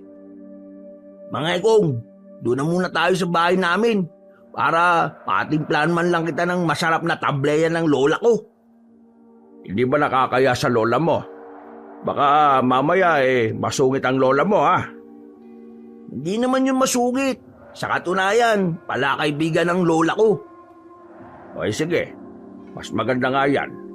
Para habang nagpapalipas tayo ng oras nakakapagpahinga din tayo sa inyo. Sasabihin na rin ba natin ang tungkol sa pagiging manunugis natin? Wag na muna, tol. Pag-aalala lang si lola. Pagdating nila sa bahay, saktong naabutan nila ang matandang babae na nagluluto. Napatingin ito sa kanila. Ngumiti ito kay Robin at agad na lumapit. Buti naman at natapos na rin ang pamumundok ninyo. Nagsikain na ba kayo? Nagluluto ko ng nilagang baboy. Hindi pa ako kumakain Saktong-sakto. Ang bango ng niluluto nyo, Aling Pasita. Nararamdaman ko kasi na darating kayo kaya nakapagluto ako. Teka, sino pala itong kasama ninyo? Siya nga pala, La. Ito nga pala si Mang Ekong. Siya yung kasama naming mamundok. Magandang araw sa iyo. Pagtingin nila Robin sa matandang lalaki, nakita nilang nakatulala na lamang ito sa mukha ni Aling Pasita. Hindi nila alam kung bakit, kaya ang ginawa ni Tino ay tinapik ito sa balikat. Uy, Mang Ekong, kinakausap ka ni Aling Pasita. Maganda ka sa araw. Ibig ko sabihin magandang araw din sa'yo. Halika na kayo. Pasok na. Luto na rin naman itong nilaga. Mang Ekong, ayos lang po ba kayo? Oo naman. Ayos lang naman ako. Mang Ekong, umamin ka nga. Nabigani ka ba kay Aling Pasita? Ha? Uy, para kang si Ratol. Kitang-kita naman, pre. Itong si Mang Ekong, bet ang lola mo. Naku, love triangle lang dating nito. Anong pinagsasabi mo dyan, tol? Hindi mo ba talaga nahalata? May gusto si Mr. Smith sa lola mo. Sino naman si Mr. Smith? Siya yung boss namin sa Panagirya. Isang kano. Naku, matinding katunggali mo, Mang Ekong. Gwapo yun, tapos mabait. Tol, para kang timang. Tigil mo nga yan, baka marinig ka pa ni Lola dyan. Ano ba ang pinagbubulong-bulungan nyo dyan, hay? Pumasok na kayo dito at inihanda ko na yung hapagkainan. Agad na rin silang pumasok sa loob. Bago sila magsimula, isang bisita ang dumating. Pagtingin nila sa pinto, naroon si Mr. Smith at may dala pa ito mga prutas. Nakaayos ang buhok, nakasuot ng pamorma. Uy, Mr. Smith, you're here. Good timing. Come, eat with us. Eat. Oh, thank you. By the way, this is for you, Pasita. This is good for your health. Ito pala yung Smith. Hindi naman gwapo eh. What did you say? Mr. Smith, this is Mang Ekong, our friend. Ekong. Oh, sounds like Korekong. Uy, nagsisimula na. Smith, tunog naman singit. What did you say? Don't you know how to speak English? I speak English but I'm Filipino. I speak Tagalog. You speak Tagalog because you're in the Pilipinas. You're not in your country. Thank you for reminding where I am. But for your information, English is a universal language. I can speak English every time I want. Every time I want, di ikaw na.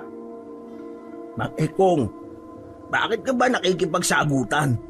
Kakakita nyo pa lang eh. Ano ba nangyayari dito? Nasa harapan tayo ng hapagkainan. Smith, ignore him and focus to the food. Ikaw naman, bakit ka ganyan?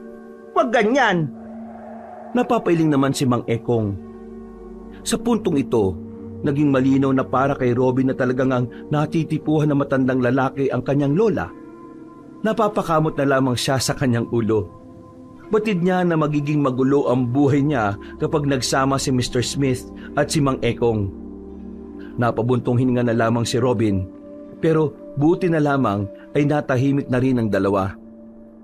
Natapos na mapayapa ang tanghalian nila. Maya-maya pa, nagpaalam na rin si Mr. Smith. Tumingin pa ito ng masama kay Mang Ekong. Ang lola naman ni Robin ay umalis na rin muna para puntahan ng kaibigan nito. Umamin ka nga sa akin, Mang Ekong. Gusto mo ba lola ko? Ano? Gusto ko lola mo? Ito talaga si Mang Ekong, oh. Hindi ka magaling magsinungaling eh. Kaya huwag ka nang magkailapan, oh. Wala namang masama kung aamin ka sa nararamdaman mo. Wala eh. Pagkakita ko sa lola mo, ang ganda kahit matanda na. Nabighani nga ako kagad eh. Lagot ka sa asawa mo. Mumultuin ka noon. Hindi naman siguro masama magmahal ulit. Magmahal ulit? Mahal mo kaagad lola ko? Malay natin. Mortal mong karibal dyan si Mr. Smith. Naku, ano kayang magandang pamagat nito? Ang dalawang bubuyog ng isang bulaklak. Ayos! Hindi na lamang pinagbigyan tuon ni Robin ng love triangle na matatanda. Dahil nang sumapit na ang kinahapunan, dito na muling naging seryoso ang lahat. Bago sumapit ang kinagabihan, muli nilang nilibot ang buong baryo.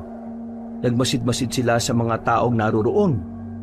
Lahat ng mga mukhang hindi pamilyar sa dalawang binata ay binabantayan nila. Sa kasagsagan ng kanilang paglilibot, bigla nilang nakasalubong ang grupo ni Dorobo. Nawala ang ngiti ng mga iyon nang makita si Robin. Nanlalaki ang kanilang mga mata. Hindi makapaniwalang nasa harapan ng taong inisip nilang patay na. O ano? Gulat kayo, no? Teka, patay ka na, di ba? Oo, patay na ako. At itong nasa harapan mo ngayon ay isa na lamang multo. Tinatarantado mo ba ako? Ito bang loko-loko ito ang nambubuli sa inyo? Oo, siya nga ho, Mang Ekong. Lumapit si Mang Ekong kay Dorobo. Nagulat na lamang si Robin at Tino nang biglang sampalin ni Mang Ekong ang lalaki. Sa lakas ng pagkakasampal, ay napatras si Dorobo at nasalo ng mga kasama nito. Rico, siraulo ka ba, tanda ka?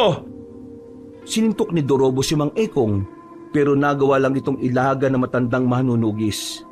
Sinuntok uli nito si Dorobo sa panga na dahilan ng pagkahilo nito.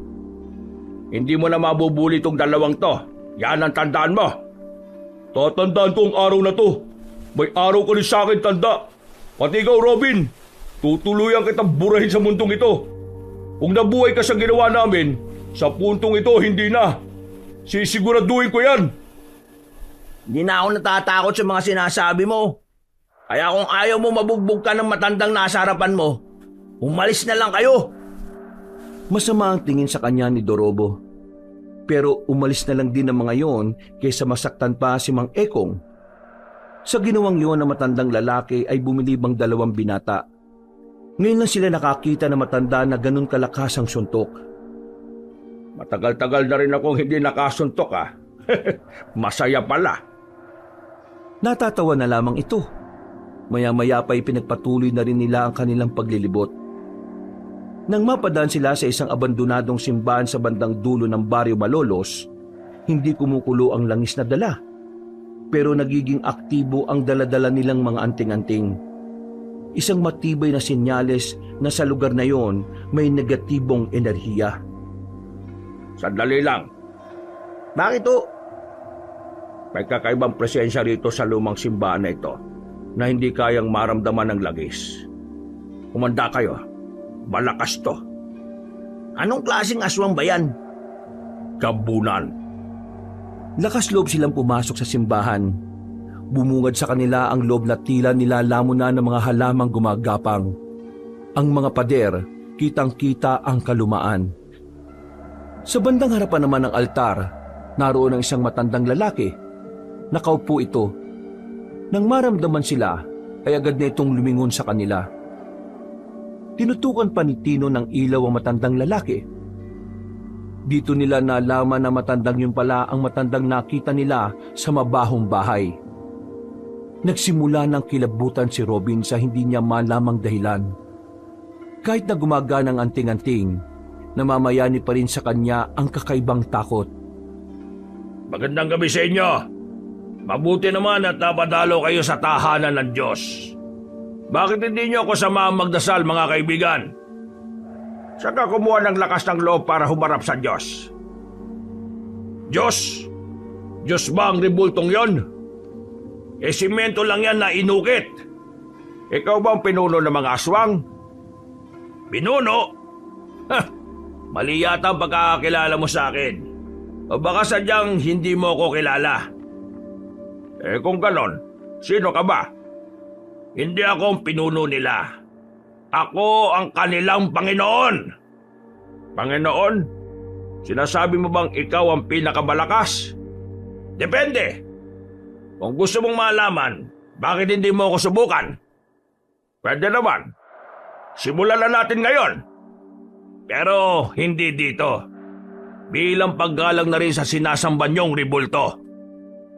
Pagbabayarin kita sa pambabastos mo sa pinaniniwalaan naming Diyos. Sa kapatagan, sundan niyo ko!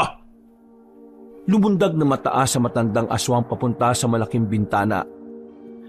Tumakbo yun na mabilis paalis. Dumagungdong na ang dibdib ni Robin. Hindi niya inaasahan na makakaramdam siya ng ganong klase ng takot. Buong akala niya, hindi na siya paghaharian ng pangamba. Pero nagkamali siya. Ito na ang laban na hinihintay natin, Robin, Tino. Alam ko natatakot kayo, pero kailangan niyong maging matatag. Lalong-lalo ka na, Robin. Kapag hindi nawala sa puso mo ang takot, mas lalong hindi gagana ang anting-anting. Tumango na lamang si Robin. Huminga siya ng maluwag at saka lumabas na rin siya sa simbahan na yon. Nagmamadali silang nagtungo sa kapatagan na hindi naman kalayuan sa kanilang baryo. Naghintay doon ang matandang gabunan.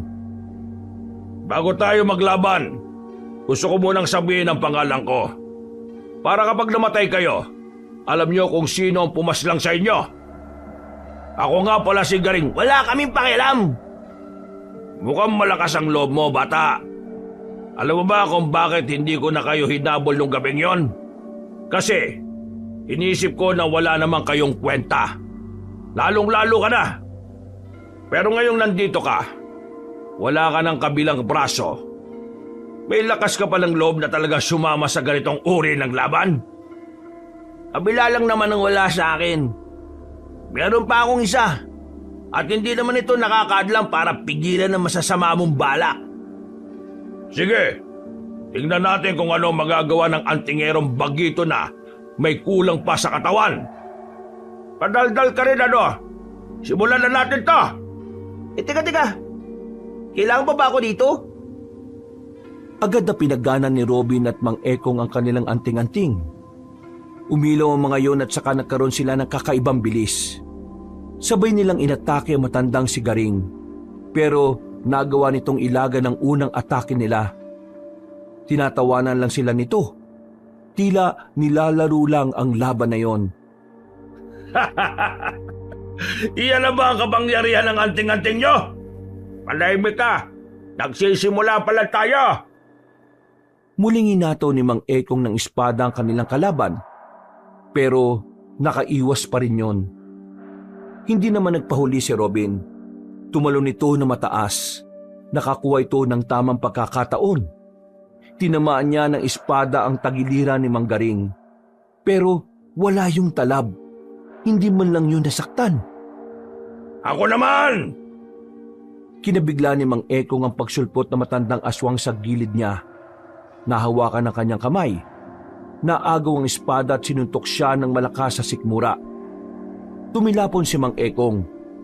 Aatake ulit sana si Robin pero naunaan siya ni Mang Garing. Hinablot siya. Binalibag sa may puno at saka itinapon ang espada sa kung saan.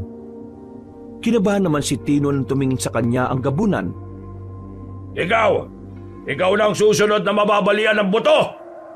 Akala mo natatakot ako sa'yo? Manda ka sa akin! Tumakbo palapit kay Mang Garing si Tino. Paghagupit nito ng hawak na itak, nahawakan siya ng gabunan sa liig.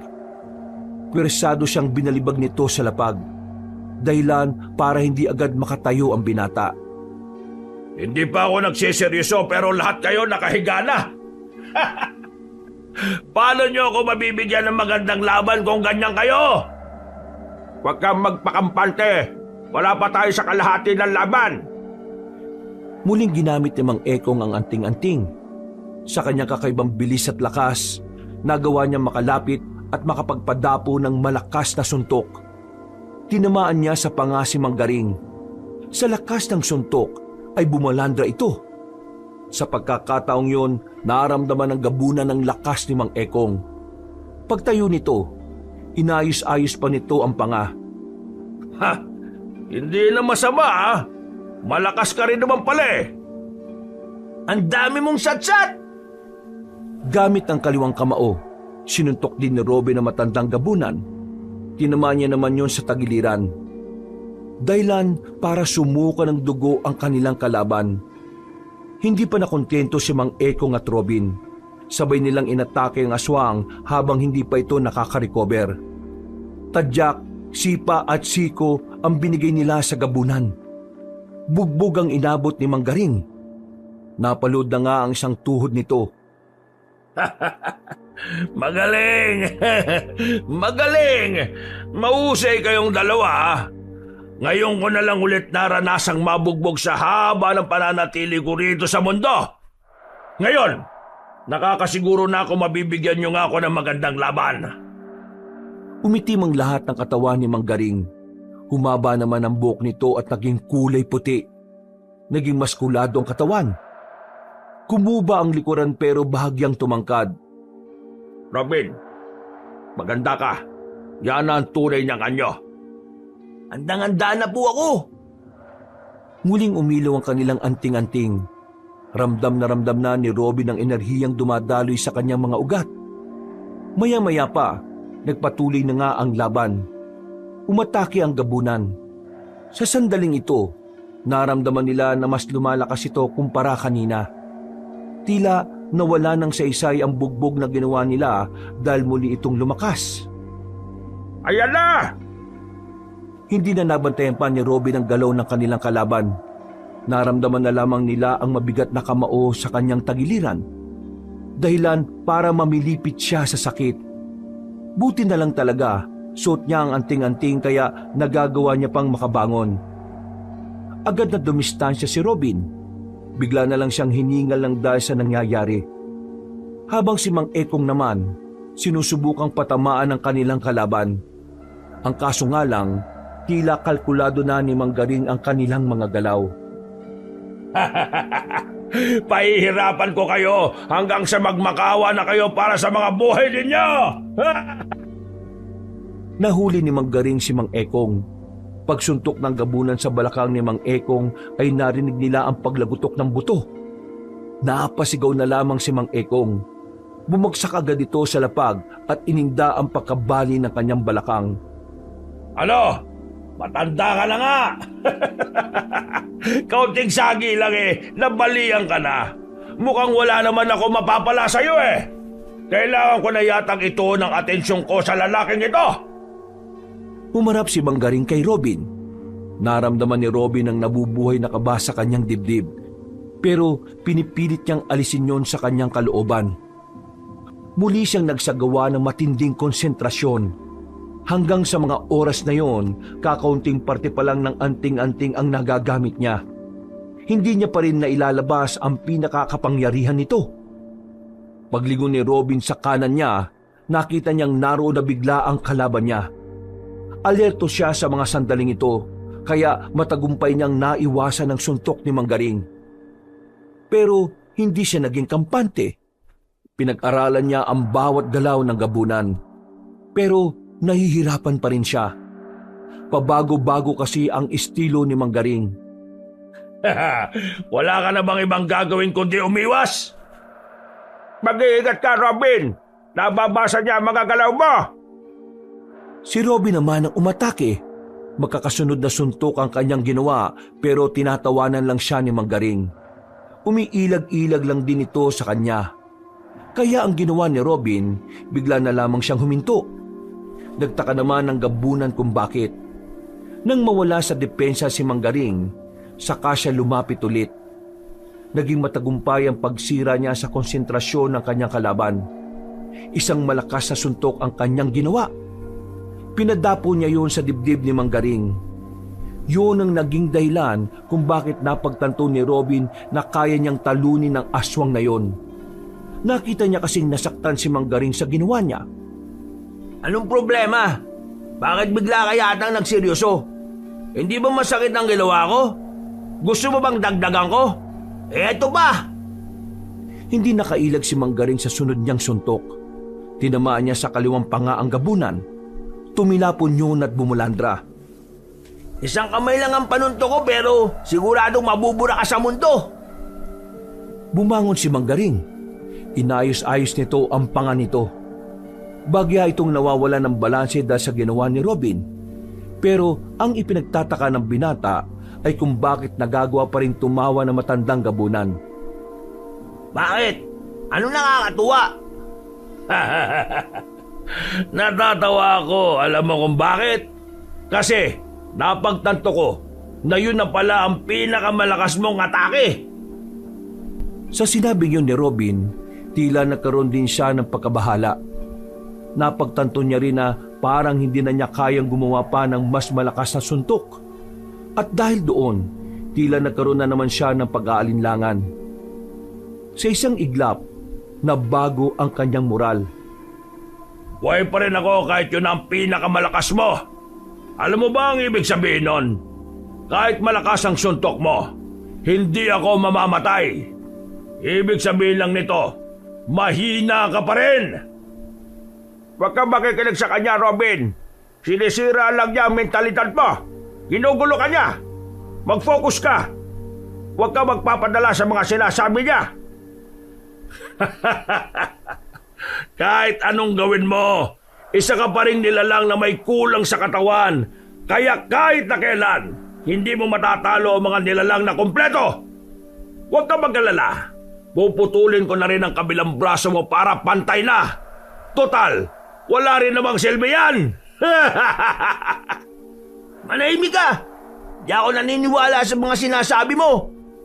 Kayang-kaya kitang paslangin ngayon din. Nagulat na lamang si Manggaring nang mabilis na nakalapit sa harapan niya si Robin.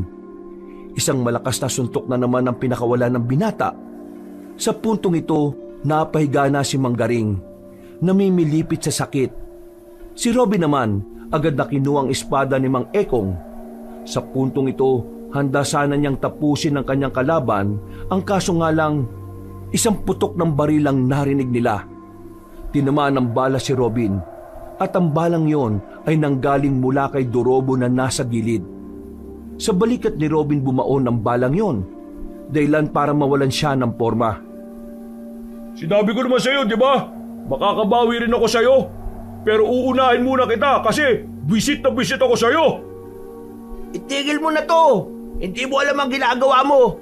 Hayaan mo akong tapusin ng aswang na yan. Aswagin mo mukha mo. Patay na yan, kaya ikaw naman ay susunod ko.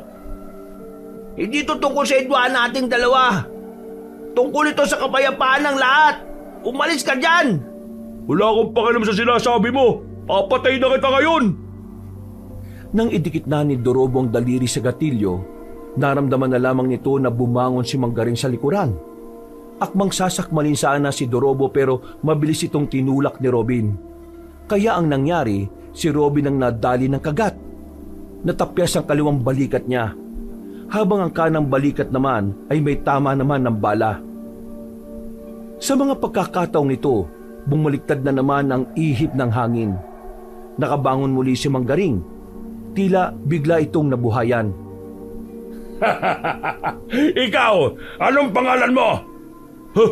Aswang ka? Tinatanong kita. Sige, lumapit ka. Babariling kita. Inago ni Manggaring ang baril ng walang kahirap-hirap at saka pinalo kay Dorobo na dahilan kung bakit nawalan ito ng malay. Salamat sa tatanga-tangang tao na ito. Nagpapanggap ka lang palang lupaypay kanina. Hindi. Totoong nahihirapan na ako makabangon kanina. Alam mo kung bakit ako nakabangon ulit? Kasi nakakita ako ng kasamaan.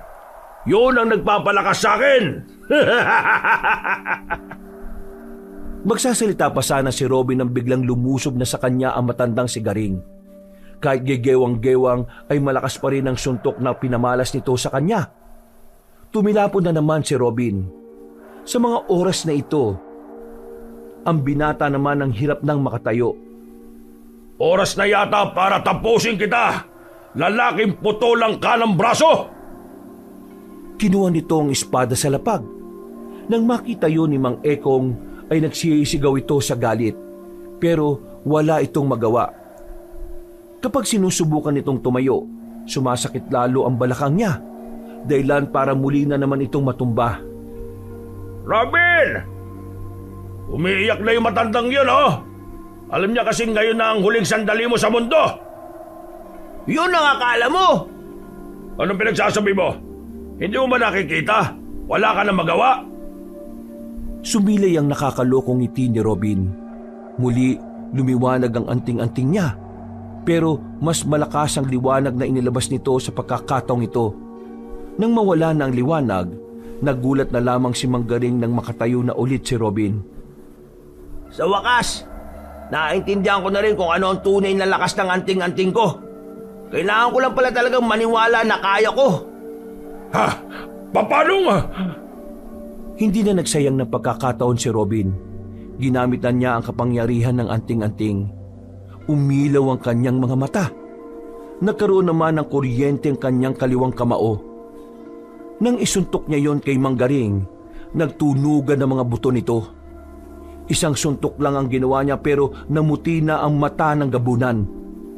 Agad-agad na bumalik ang anyo nito sa dati bilang isang pangkaraniwang matanda. Isang suntok ka lang pala gabunan eh. Nagawa mo, Robin! Nagawa mo! Nilapitan ni Robin si Mang Ekong. Hinawakan niya ang balakang na matanda. Pumikit ito sandali. Pagdilat nito, nawala na ang bali sa balakang na manunugis. Hindi makapaniwala si Mang Ekong na mataas na ang level ng panggagamot ng tunay na kapangyarihan ng anting-anting. Napagaling mo ko. Tunay nga. Yan ang totoong kapangyarihan ng anting-anting. Ngayon natalo na natin ang Panginoon ng mga aswang. Oras na para ubusin naman natin ang iba pa. Umalis na rin sila sa lugar na yon. Hinayaan na lang nila si Dorobo na walang malay doon. Sa parehong gabi, hinanap nila ang mga aswang. Dahil sa kapangyarihan ng anting-anting ni Robin, madali nilang natutunto ng mga yon. Inisa-isa nila ang mga angkan.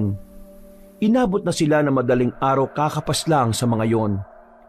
Pagsapit naman ng umaga, tuluyan na nga nilang natalo ang mababangis na nilalang. Lumipas ang 2 linggo. Nakarecover na rin sila sa mga nangyari. Wala na ang mga aswang. Wala nang problema. Ang tanging iniisip na lamang ni Robin ay ang 3 matatanda. Do you like my pasita? Are you serious? You're a stranger. Then now, you're here saying that you like my pasita? May pasita ka dyan. Hindi pa kayo, no? Kaya may pag-asa pa ako. Mr. Smith, sorry, my bet is Mang Ekong. Ako, lumabang kami sa aswang kasama nitong si Robin. Niligtas namin ang buong probinsyang ito. Eh ikaw, anong niligtas mo? What do you can do to the Barrio Malolos? What? What did you say? Ewan ko sa iyo, bungol. I'm not bungol. Stop it! Stop fighting in front of the food! Ang kukulit ninyo. Yari kayo ngayon. Nanahimik na rin ang 2 matandang lalaki nang makita nilang naaasar na sa kanila si Aling Pasita. Si Robin naman ay umiiling-iling na lamang dahil sa nangyayari. Ilang araw na rin kasing pinagtatalunan ni Mang Ekong at Mr. Smith kung sino sa kanilang 2 ang magiging nobyo ni Aling Pasita. Ganun pa man, masaya na rin ang binata. Kahit araw-araw pang maging maingay ang pamilyang yon, ang mahalaga naman sa kanya ay nasa ligtas na sitwasyon na ang lahat. Walang panganib, walang gulo, at higit sa lahat, wala ng mga aswang na manggugulo sa kanilang lahat. Wakas, wakas, wakas, wakas, wakas, wakas, wakas, wakas, wakas, wakas, wakas, wakas,